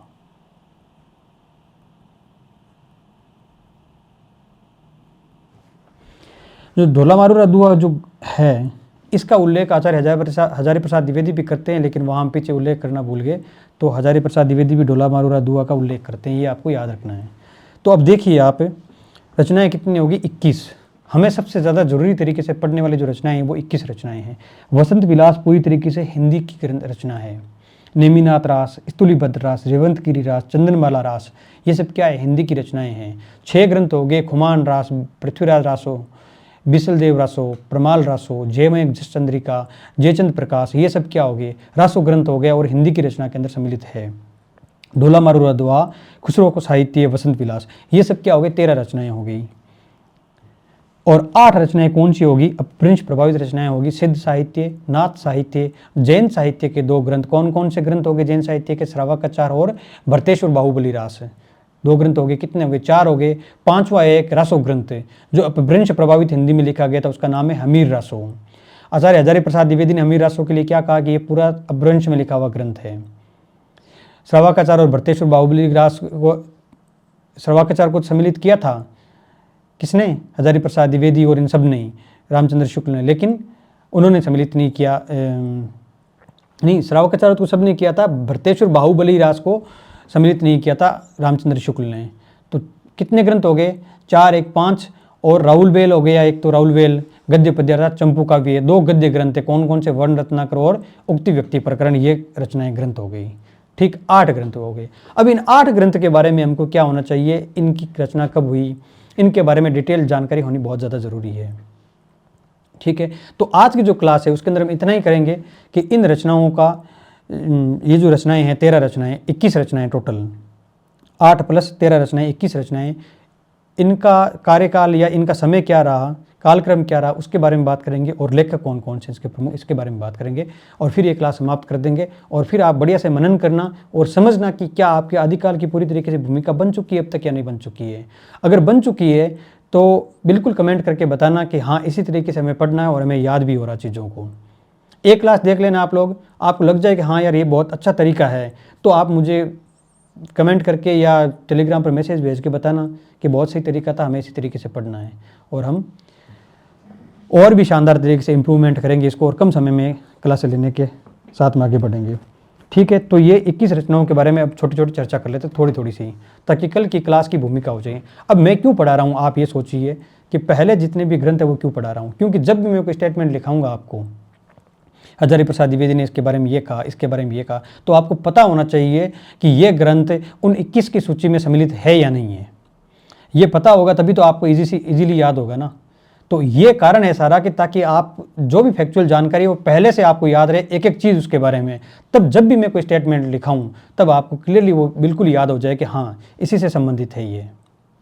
ठीक है, तो पहली बात करते हैं हम, जिन रचनाओं की बात करनी है हमें, तो एक और भी विभाजन देख लेते हैं यहाँ पर हमने देखा कि अपभ्रंश प्रभावित हिंदी की रचनाएं और केवल हिंदी की रचनाएं, ये एक वर्गीकरण हो गया।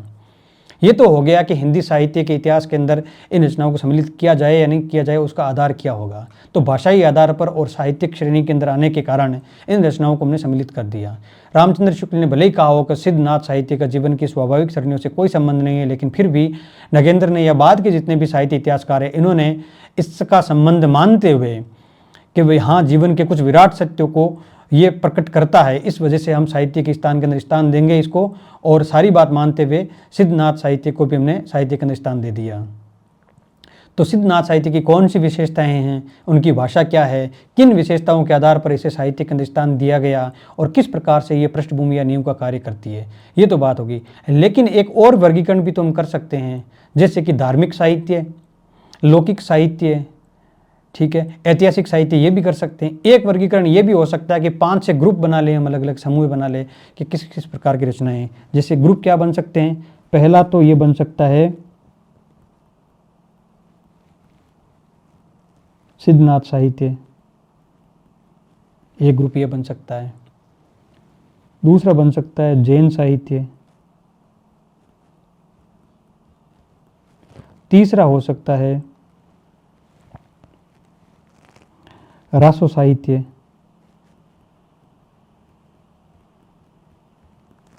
चौथा ग्रुप बन सकता है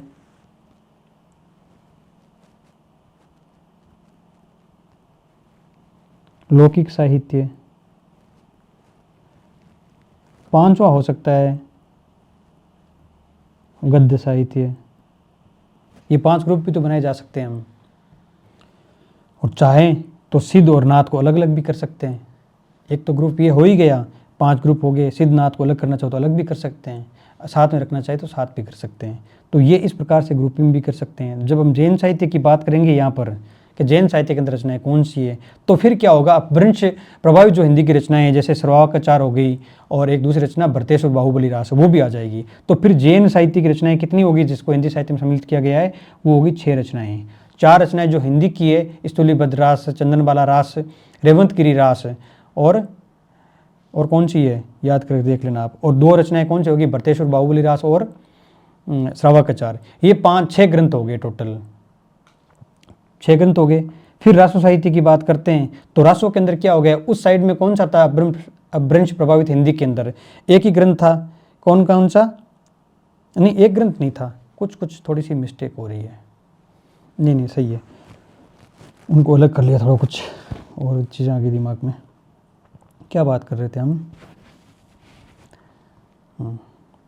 तो रासो साहित्य के अंदर कितने ग्रंथ हो गए, एक तो हमीर रासो हो गया, ठीक है, और उधर कौन से आ गए, 6 ग्रंथ उधर आ गए, तो 7 ग्रंथ हो गए। एक हमीर रासो प्लस 6 ग्रंथ कौन कौन से, खुमान रासो, परमाल रासो, बिसलदेव रासो, पृथ्वीराज रासो और जयचंद प्रकाश और जयमेघ जसचंद्रिका, 6 ग्रंथ, और एक हमीर रासो, 7 ग्रंथ हो गए। लौकिक साहित्य के अंदर कौन कौन से ग्रंथ हो गए, उधर से हमने डोला मारू का दुआ सम्मिलित कर लिया, और ये भी कर लिया हमने वसंत विलास भी, और खुसरो की पहेलियाँ कर लिया, 3 तो ये हो गए, तो ये ग्रंथ हो गए। फिर गद्य साहित्य के अंदर इधर से 3 हो गए, अगर गद्य और चंपू गद्य इनको सम्मिलित माने तब, उक्ति वक्ति प्रकरण और ये सारे ग्रंथ। तो इस प्रकार से क्या हो गया, एक सूची ये भी बन सकती है। तो आप इसको भी याद रखिए कि इस प्रकार से भी वर्गीकरण किया जा सकता है। एक वर्गीकरण ये भी किया जा सकता है, आदिकाल की सामग्री, अपभ्रंश प्रभावित हिंदी और हिंदी की रचनाएं।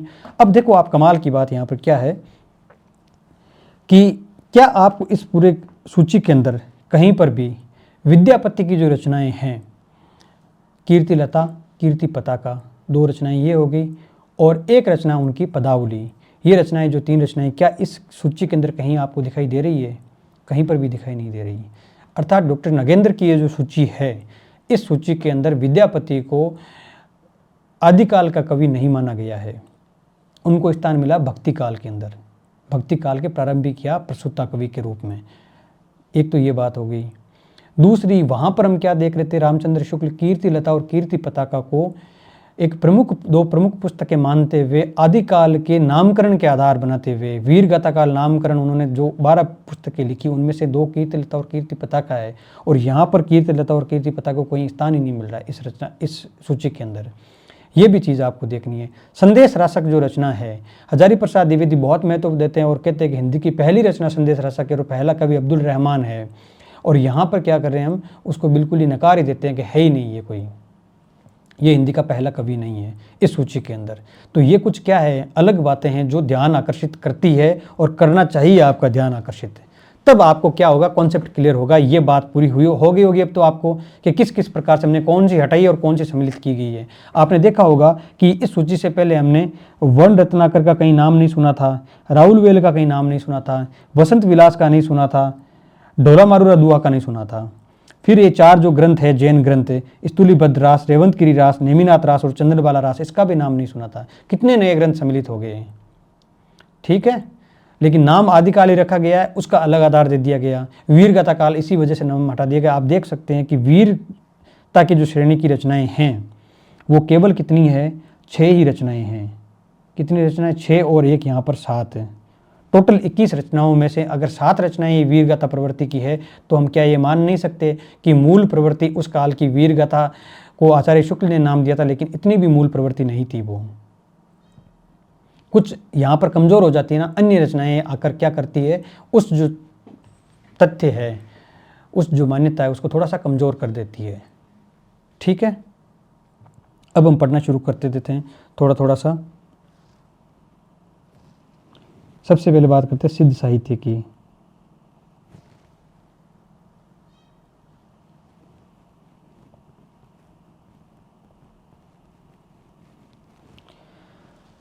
जब हम सिद्ध साहित्य की बात करते हैं तो सबसे पहले नाम जो आता है वो कि हिंदी का प्रथम कवि कौन है, इसी से जुड़ा हुआ प्रश्न है। वो सिद्ध साहित्य की रचनाओं को हमने ये तो कन्फर्म हो गया कि हमने साहित्य के अंदर स्थान दे दिया है। तो हम सबसे पहले जिसकी याद करते हैं रचनाएं वो है सरहप्पा, एक तो। दूसरा है सबरप्पा, तीसरा है लुईपा। इन 3 की हमें याद करने की बहुत ज़्यादा ज़रूरत है। और 3 में भी क्या हो गया, सरहप्पा और लुईपा, नहीं सरहप्पा और सबरप्पा। सबरप्पा ने क्या लिखा था, चर्यापद, और सरहप्पा का दोहा कोश माना जाता है, ठीक है। ये जो असिस्टेंट प्रोफेसर का आरपीएससी के अंदर पेपर हुआ था उसके अंदर ये प्रश्न आया था कि चर्यापद किसकी रचना है। सरहप्पा, सबरप्पा और लुईपा, कणप्पा ये नाम आए थे। तो चर्यापद किसकी रचना है, सबरप्पा की। ये 2 चीज़ आपको याद रखने की ज़रूरत है। जो राहुल सांकृत्यायन है उन्होंने इनका जो समय है सरहप्पा का वो 769 ईस्वी माना है। क्या माना है, 769 ईस्वी। ये भी आपको याद रखना है। समय से संबंधित किसने क्या माना है क्या नहीं माना है उसकी एक सारणी बनाएंगे और एक 5 मिनट के अंदर आपको याद हो जाएगी। इसलिए मैं केवल यहाँ पर छोटी छोटी जानकारी दे रहा हूँ। सिद्ध साहित्य सरहप्पा दोहा कोश की रचना की और चर्यापद की रचना की सबरप्पा ने, और 769 ईस्वी के अंदर सरहप्पा का जन्म या उनका कार्य का जीवन काल माना जाता है। और सरहप्पा पहले सिद्ध कवि भी माने जाते हैं और हिंदी साहित्य के प्रथम कवि के रूप में भी इनको मान्यता प्राप्त है। हिंदी साहित्य के प्रथम कवि।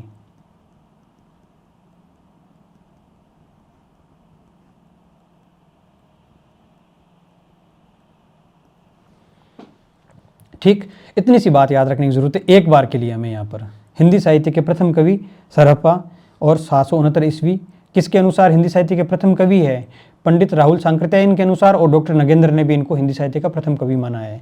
किस किसने, पंडित राहुल सांकृत्यायन ने और डॉक्टर नगेंद्र ने इनको हिंदी का प्रथम कवि माना है। फिर बात करते हैं नाथ साहित्य की।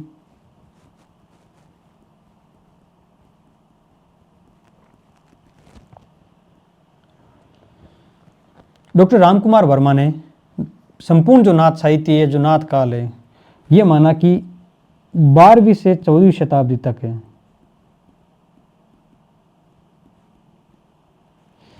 नाथ साहित्य या नाथों ने भारत के साधनात्मक जीवन अर्थात जो आध्यात्मिक जीवन है उसके ऊपर और साहित्यिक जीवन पर पूरा शासन किया था 12वीं से 14वीं शताब्दी तक। ये प्रश्न भी असिस्टेंट प्रोफेसर आरपीएससी के द्वारा जो परीक्षा हुई थी उसके अंदर आया था कि 12वीं से 14वीं शताब्दी तक नाथ साहित्य ने भारत के साधनात्मक जीवन के ऊपर पूर्णतः शासन किया था। ये कथन किसका है, ठीक है। तो ये डॉक्टर रामकुमार वर्मा का कथन है और ये प्रश्न आया था यहाँ पर।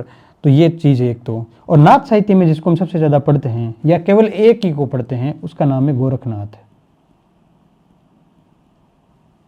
गोरखनाथ गोरखनाथ के समय को लेकर भी बहुत सारी उहापोह है, किसने क्या कहा, किसने क्या नहीं कहा, वो भी है, उसकी भी एक सारणी, वो सारणी सारों की देखेंगे हम जहाँ कहीं भी। दो तो ये हो गए नाथ साहित्य। अब बात करते हैं हम जैन साहित्य की।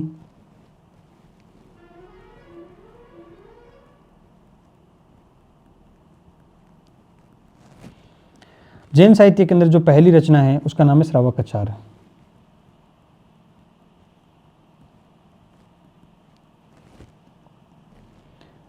933 ईस्वी में इसकी रचना हुई।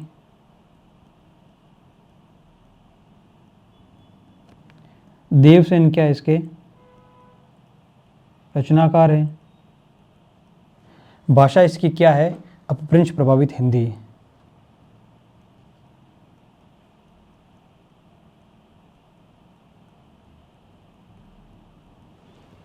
संस्कृत प्राकृत ग्रंथ है।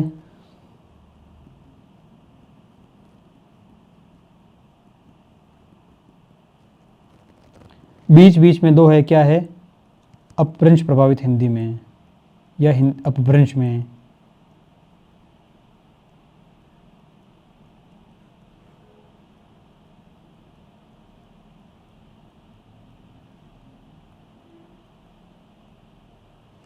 और किसका, इसका जो कंटेंट क्या है, विषय वस्तु क्या है, श्रावक जीवन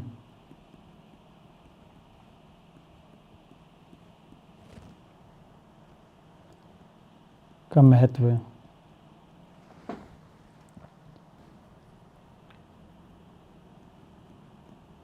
किंतु गृहस्थ जीवन है, चर्चा मिलती है, गृहस्थ जीवन पर भी चर्चा मिलती है। तो इस वजह से क्या हो गया, गृहस्थ जीवन पर चर्चा मिलने के कारण इस ग्रंथ को क्या दिया हमने, साहित्य के अंदर स्थान भी दे दिया, श्रावकाचार। आचार्य रामचंद्र शुक्ल ने इसका ये कारण बताया है।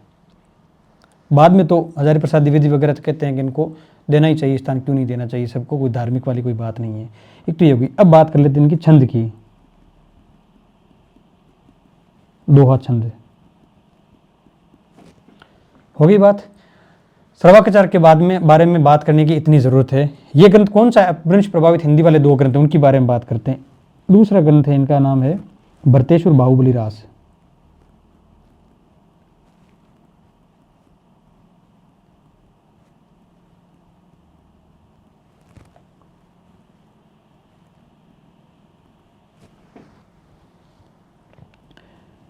ग्यारह सौ चौरासी ईस्वी में इसकी रचना हुई।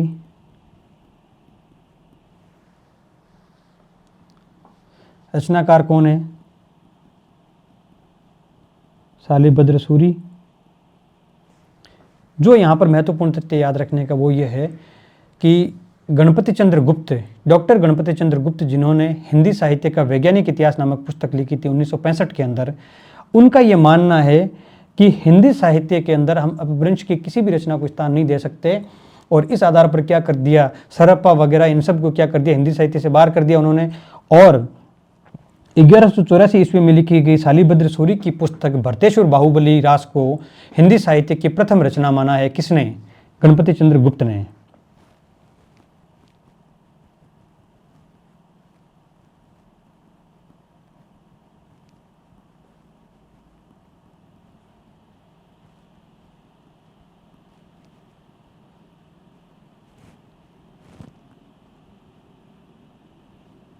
किसने माना है, गणपति चंद्र गुप्त ने। एक तो बात देखो, कुछ चीज़ें मैं यहाँ पर बोर्ड पे लिख रहा हूँ, वो जो बहुत ज़्यादा ज़रूरी है, जो आपको याद रह ही जानी चाहिए, यहीं पर वो लिख रहा हूँ। लेकिन इनसे जुड़ी, जैसे जैन साहित्य का श्रावकाचार ग्रंथ है, उससे जुड़ी एक दो जानकारी और भी हो सकती है, जैसे छंदों की संख्या कितनी है, ठीक है, और भी कुछ बात कही होगी। भरतेश्वर बाहुबली रास से संबंधित और भी बहुत सारी चीज़ें हैं। उन सब की जो जानकारी है वो मैं आपको नोट्स दूंगा, कि PDF आपको ग्रुप में मिल जाएगी, टेलीग्राम वाले ग्रुप में, वहाँ से उन चीज़ों को आप फिर से पढ़ लेना।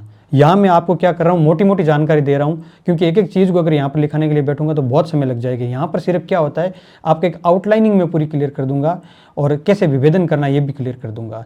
एक्स्ट्रा जानकारी है कुछ भी, ये जानकारी जब आपको याद हो जाए तो वो एक्स्ट्रा चीज़ पढ़ लेना आप, वो आपको PDF मिल जाएगी नोट्स की, ठीक है। गणपति चंद्र गुप्त का हो गया। और इसके अंदर रस कौन सा है, शांत रस की प्रधानता है। अंततः क्या होती है, परिणति क्या होती है शांत रस के अंदर, लेकिन पूरी रचना के अंदर वीर रस है। तो कुछ भी आ सकता है कि शांत रस की रचना है या वीर रस की रचना है, तो दोनों ही सही है, वीर रस की भी और शांत रस की भी है, दोनों ही रस प्रधान है। लेकिन जो अंतिम परिणति है वो शांत रस के अंदर होती है, क्योंकि जितने भी जैन ग्रंथ है वो लौकिक जीवन से अपनी कथाएं लेते हैं, लौकिक जीवन को आधार बनाते हुए कथा लिखते हैं, और अंततः क्या करते हैं, जैन धर्म की महानता को दर्शाते हुए जैन धर्म की शरण में आते ही उसके सारे पाप मुक्त हो जाते हैं, और जो अंतिम शांति है, मोक्ष कैवल्यम बोलते हैं, वो जैन धर्म की शरण में जाने से मिलता है। ये इनका अंतिम उद्देश्य इन ग्रंथों का, क्योंकि अधिकतर ग्रंथ क्या होते हैं, आध्यात्मिक दृष्टि से लिखे हुए होते हैं। तो शांत रस और वीर रस, ये आपको याद रखने की जरूरत है। 1184 ईस्वी के 2 ग्रंथ हो गए ये। तीसरा ग्रंथ देखते हैं। अब क्या है, ये प्योरली हिंदी की रचनाएं हैं। तीसरा ग्रंथ देखते हैं हम।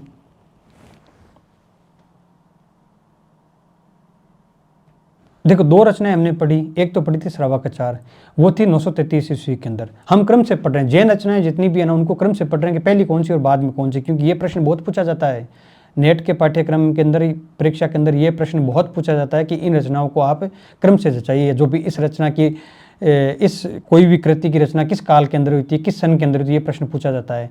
तो 933 ईस्वी के अंदर किसकी रचना हुई थी, श्रावकाचार की। किस में हुई थी, 933 ईस्वी में श्रावकाचार की। उसके बाद में क्या हो गया, भरतेश्वर बाहुबली रास। ये दोनों ग्रंथ किस चीज़ के हैं, इससे भी याद कर सकते हैं आपके क्रम के आधार पर। किसके हैं, ये अपभ्रंश प्रभावित हिंदी के। तो 1184 ईस्वी के अंदर ये हो गई। गणपति चंद्रगुप्त ने इतना कुछ कहा, तो इजीली याद हो जाएगी आपको। अब बात करते हैं हम तीसरे ग्रंथ की, उसका नाम है चंदन बाला रास है।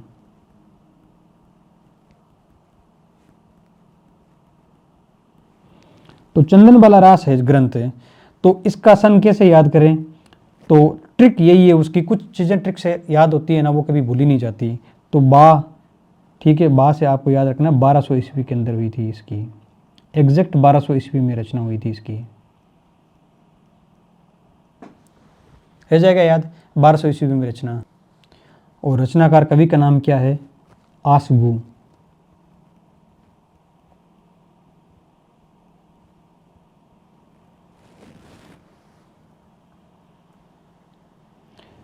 चौथी जो रचना है उसका नाम है स्थूलिभद्र रास। इसके रचनाकार है जिन धर्म सूरी। 5वीं जो रचना है उसका नाम है नेमिनाथ रास। इसके रचनाकार है सुमतिगण। 6ठी रचना है रेवंत गिरिरास। इसके रचनाकार है विजय सेन सूरी। ठीक, ये रचनाएं क्रम से याद कर लेते हैं, फिर इसकी क्या विषय वस्तु उसके बारे में बात कर लेंगे। चंदन बाला रास 1200 ईस्वी के अंदर, और रचनाकार कौन है इसके, आसगु। चंदन बाला रास के रचनाकार कौन है, आसगु कवि, ये आपको याद ही करना पड़ेगा। फिर है स्थूलिभद्र रास, उसके रचनाकार कौन है, जिन धर्म सूरी। देखो स्थूलिभद्र रास, स्थूलिभद्र खुद भी एक कवि थे, उन्होंने भी 1-2 ग्रंथों की रचना की थी, लेकिन हमारे वो काम किस लिए नहीं है, क्योंकि वो हिंदी के ग्रंथ नहीं है।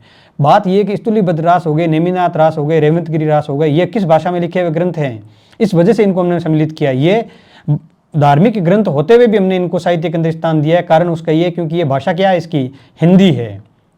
और कुछ क्या होती है, जीवन की जो मूल अनुभूतियां होती है उनको प्रकट करती है, सौंदर्य को प्रकट करती है, इस वजह से हमने इसको साहित्य में स्थान दिया है। केवल धार्मिक प्रचार मात्र होती तो हम इसको स्थान नहीं देते हैं, या फिर हिंदी भाषा की भी नहीं होती तो भी स्थान नहीं देते। तो हिंदी की भी है, और जीवन की कुछ मूल अनुभूतियों का प्रकटीकरण इसके अंदर हुआ है, इस वजह से हमने साहित्य के अंदर स्थान दिया है। अब बात करते हैं नेमिनाथ रास की। नेमिनाथ के अंदर क्या है, मैं हो गया, तो यहाँ पर सुमतिगण के अंदर भी मैं, इससे याद कर सकते हैं आप नेमी और मैं। और रेवंतगिरी के अंदर वह, और विजय सेन के अंदर भी वह, ऐसे याद कर सकते हैं। ठीक है, बहुत इजी याद करना, ऐसे याद कर लो कि रेवंतगिरी वह और विजय सेन सूरी, ये याद करना है। नेमिनाथ के अंदर मैं, और सुमतिगण के अंदर मैं, और स्थूलिभद्र रास के अंदर जिन धर्म सूरी याद कर लेना आप, और चंदन बाला रास इसके अंदर क्या कर लेना आप, आसगु याद कर लेना, जैसे भी आप ट्रिक बनाओ ये चीज़ है। अब हमें बात करनी इनके क्या क्या सन है। तो 1200 के अंदर हो गया एक तो चीज़ है। तो 1200 के बाद में आपको तुरंत ही याद करना है कि अगली जो रचना है जिन धर्म सूरी की स्थूलीबद्ध रास, इसकी रचना हुई थी 1209 के अंदर। कब हुई थी?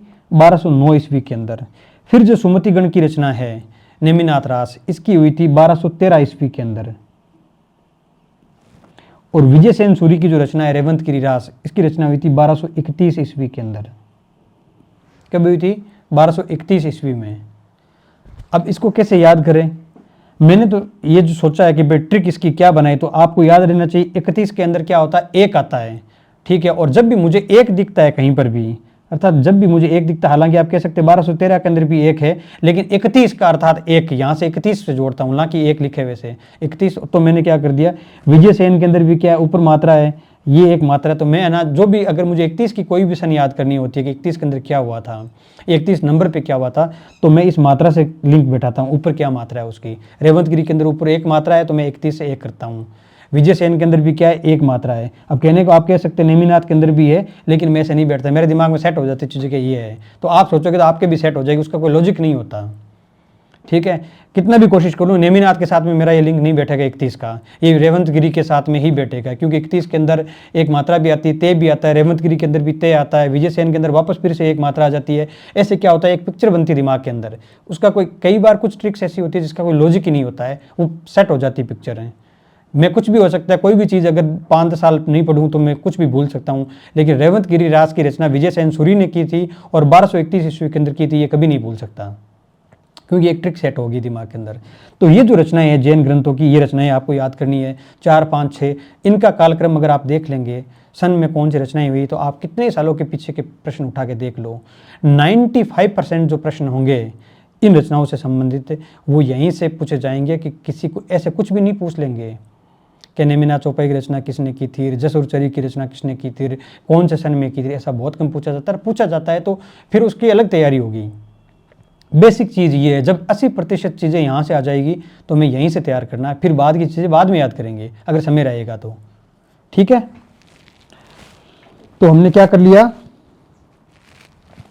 जैन साहित्य पढ़ लिया, सिद्ध साहित्य वगैरह ये देख लिया, नाथ साहित्य का देख लिया कौन कौन से हैं, गोरखनाथ वगैरह, जैन देख लिया। अब हमारे पास में बचता है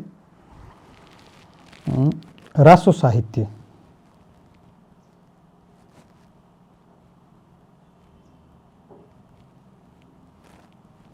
रासो साहित्य, रासो साहित्य के अंदर क्या है, पृथ्वीराज रासो हो गया, बिसलदेव रासो हो गया, खुमान रासो हुआ, और जयमेघ जसचंद्रिका, जयचंद प्रकाश, परमाल रासो, ये 6 ग्रंथ हो गए, और एक हमीर रासो, 7 ग्रंथ हो गए। हमीर रासो क्या हो गया, हमीर के कुछ समय अर्थात 1300 लगभग 3-4 के अंदर शायद हमीर को मार दिया गया, 1301 में मारा गया था हमीर अलाउद्दीन खिलजी के द्वारा। 1301 के बाद में 40-50 साल पीछे लिखा था, तो लगभग 1350 के पास में, 1350 ईस्वी के पास में ये ग्रंथ की रचना हुई थी, हमीर रासो की रचना। आपको लगभग आइडिया याद रखना कि 1350-60 के पास में हमीर रासो की रचना हुई थी। पहला तो ये। फिर बिसलदेव रासो की बात करते हैं, तो बिसलदेव रासो के लिए एक बात कही गई है कि 1272 ऐसे करके, तो 1212 विक्रमी संवत, ये आचार्य रामचंद्र शुक्ल मानते हैं कि 1212 के अंदर बिसलदेव रासो की रचना हुई थी, 1212 विक्रमी संवत के अंदर। तो फिर अगर विक्रमी को हम बदलते हैं ईस्वी के अंदर, तो 1155 ईस्वी हो जाता है। पृथ्वीराज रासो के लिए ये है कि 1091-92 के आसपास में लिखी थी, 1090 के आसपास में, 1190 आसपास में वो लिखी थी, और ये उसका समकालीन था पृथ्वीराज का, पृथ्वीराज चौहान का समकालीन था चंद्रबरदई, और उसने रचना लिखी थी। एक तो ये भी तर्क दिया जाता है। तो इन रचनाओं का क्या कालक्रम फिक्स नहीं है, तो कुछ जो अलग अलग रचनाकार है उसका कालक्रम भी अलग अलग मानते हैं। हमने बात की थी कि जो भी रचनाकार अलग अलग कालक्रम मानते हैं उसकी हम एक अलग सूची बनाएंगे, कितने प्रकार के छंद है क्या है वो भी हम एक अलग सूची बनाएंगे।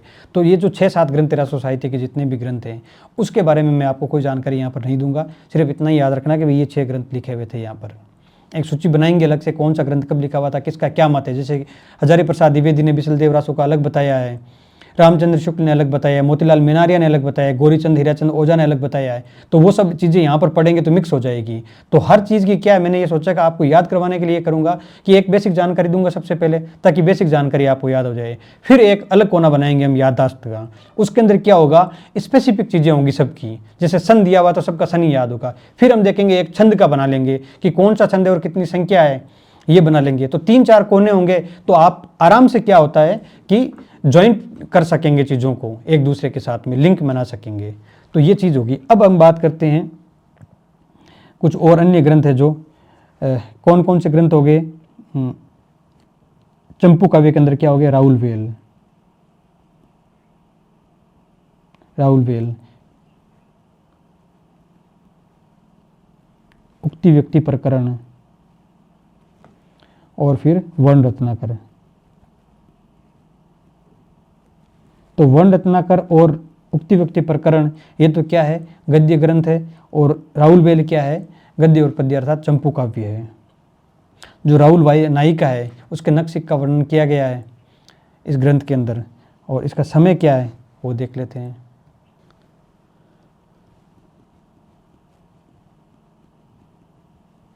दसवीं शताब्दी माना जाता है। रचनाकार कौन माना जाता है, रोड़ा।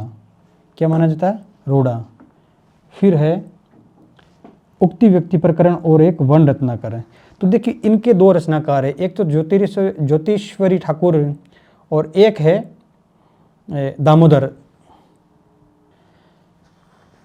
तो उक्ति व्यक्ति प्रकरण और वर्ण रत्नाकर, दो लेखक नाम बताए मैंने, क्या, ज्योतिश्वर ठाकुर और एक दामोदर, कवि दामोदर। तो आप देखिए आप कि ज्योतिश्वर ठाकुर और दामोदर कैसे याद करोगे आप दोनों का, क्योंकि पूरा चांस है कि आप कंफ्यूज हो जाओगे यहाँ पर। उक्ति व्यक्ति प्रकरण है, उसके रचनाकार है दामोदर,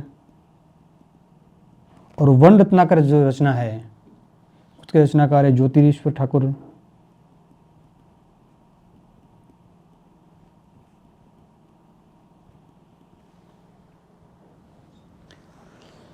तो याद कैसे करेंगे इनको, तो एक तरीका मैं बता देता हूँ इनको याद करने का, वो ये है कि वर्ण रत्नाकर तो इसके अंदर रे 2 बार आ रहा है, वर्ण रत्नाकर के अंदर वर्ण और रत्नाकर के अंदर। तो यहाँ पर भी ज्योतिरीश्वर ठाकुर रे आ गया और यहाँ पर भी ठाकुर के अंदर भी रे आ गया। तो एक तो ऐसे याद कर सकते हैं आप, एक तरीका तो ये है।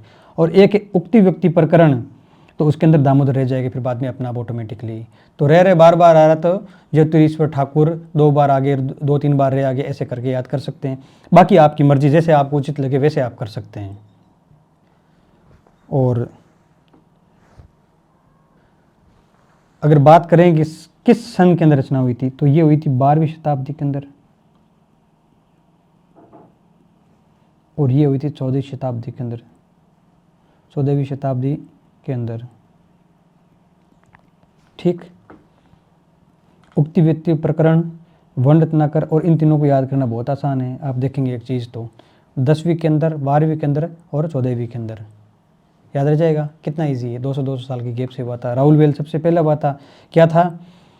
अब इसको कैसे तरीका क्या, और इसका भी लिंक बनाने की कोशिश करें। तब हम क्या कर रहे थे, अब तक जितनी भी रचनाएं थी हम कर रहे थे गद्य पद्य साहित्य की रचनाएं कर रहे थे। हालांकि बीच में मैंने छोड़ दिए कुछ पद्य की रचनाएं, क्योंकि वो लौकिक साहित्य की थी तो मैंने छोड़ दिए। तो पद्य की रचनाएं देख रहे थे। फिर पद्य से गद्य की तरफ आने से पहले क्या होता है, गद्य पद्य का मिश्रण होता है, तो राहुल वेल होगा। फिर राहुल वेल से हम क्या आ गए, गद्य पर आ गए, उक्ति व्यक्ति प्रकरण, और फिर वर्ण रत्नाकर की तरफ आ गए। तो ये आपको याद रखना इस तरीके से। 10वीं, 12वीं और 14वीं के अंदर दामोदर शर्मा लिख लीजिए, यहाँ पर कवि का जो रचनाकार है उसका नाम दामोदर शर्मा। ये हो गए। अब तक हमने कितने ग्रंथ पढ़ लिए, देखो 7 ग्रंथ तो वो पढ़ लिए रासों के, अर्थात उनके बारे में चर्चा कर ली। 7 और 6 13, और 13 और 3 16 हो गए, और 2 पीछे वो पढ़ लिए थे हमने सिद्ध और नाथ है, 16 2 18 पढ़ लिए। अब हमारे पास में 5 रचनाएं और बची हुई है। कितनी बची हुई है, 5 रचनाएं, और वो 5 क्या है, लौकिक साहित्य की रचनाएं हैं।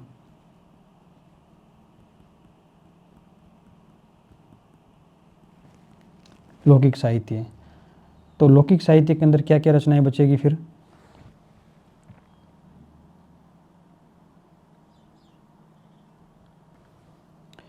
एक तो खुसरो की पहेलियाँ, दूसरा हो गया वसंत विलास। तीसरा हो गया ढोला मारूरा दोहा।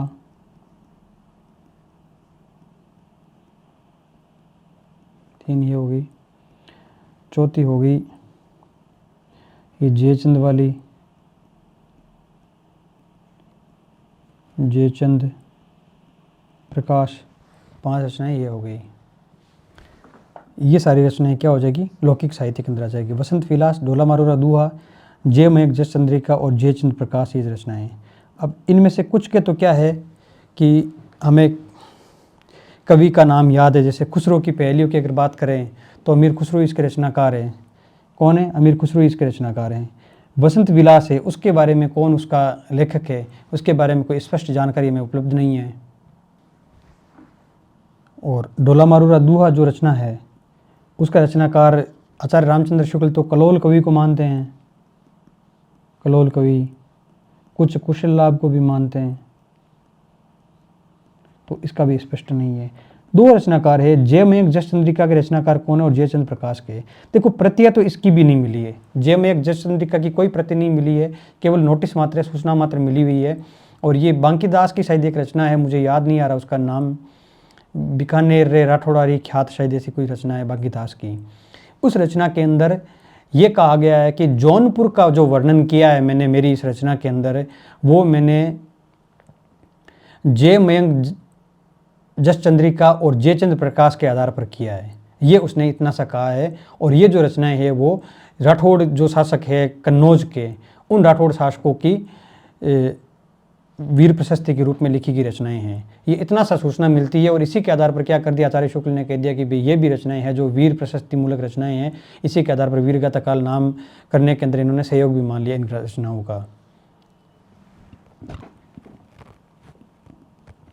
तो जय मयंक जस चंद्रिका का रचनाकार कौन है ये देख लेते हैं, और एक जयचंद प्रकाश का। तो दोनों में फिर कन्फ्यूजन होने की चांसेस तो होते ही हैं यहाँ पर, और जब भी भ्रम की अवस्था होती है तो उसका निवारण करना मेरा कर्तव्य है। तो एक है भट्ट केदार, भट्ट केदार, और एक है मधुकर कवि। कौन है? मधुकर कवि। तो जय मयंक के अंदर क्या है? मैं है, तो इस मैं को मधुकर कवि के साथ में लिंक कर दो, अर्थात जय मयंक जस चंद्रिका का रचनाकार कौन है? मधुकर कवि। हो गया याद? जय मयंक मधुकर कवि। और भट्ट केदार जयचंद प्रकाश जो रचना है, जयचंद प्रकाश है, तो प्रकाश के अंदर के भी है और दूसरा अपने आप रचनाकार, वैसे भी जो बचेगा भट्ट केदार वो क्या हो जाएगा? जयचंद प्रकाश का हो जाएगा। ठीक, तो ये हो गए रचनाकार इसके जितने भी हैं। लगभग हमने सबके सन भी याद कर लिए।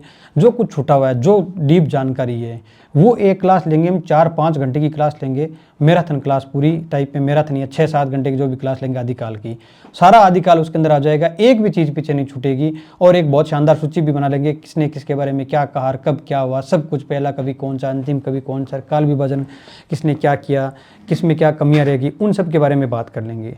ये जो आज की क्लास थी, लगभग कितना मिनट हो गया इसको देख लो आप, 1.5 घंटा हो गया, 1.5 घंटे से कम ही हुआ, 5-7 मिनट। तो इस 1.5 घंटे की क्लास के अंदर हमने ये देख लिया कि आदिकाल की पूरी रूपरेखा क्या है और हमें कैसे पढ़ना है।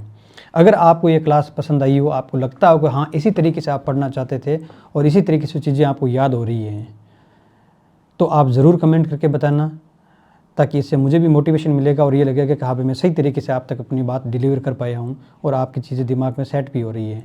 तो इसी तरीके से मैं आगे और आपको पढ़ाऊँगा। और अगर आपको लगता है कि कोई तरीका चेंज करने की ज़रूरत है और इस तरीके से चीज़ें कम समझ में आ रही है, तो वो भी बताइए ज़रूर। ठीक है, प्लूटो हिंदी में बने रहने के लिए आपका धन्यवाद। और नेट हमको क्लियर करना है, और मैं ये मानता हूँ कि अगर 20 दिन तक मैं लगातार क्लास ले पाया, जो कि मेरा पूरा प्रयास रहेगा, रोजाना की 4-5 घंटे 3 घंटे क्लास लूँ, तो मैं हिंदी साहित्य का इतिहास के अंदर लगभग 90% चीज़ें आपके कवर हो जाएगी। और कवर क्या, याद हो जाएगी क्लास के अंदर ही। आपने अब तक जितनी भी क्लास ली है उस क्लास को अगर आप वापस रिपीट करके देखेंगे, आधे घंटे आप उसको है ना रिपीट करके देखना, आधे घंटे के अंदर आपको पूरी क्लास याद हो जाएगी, कुछ भी पीछे नहीं बचेगा। ठीक है, धन्यवाद।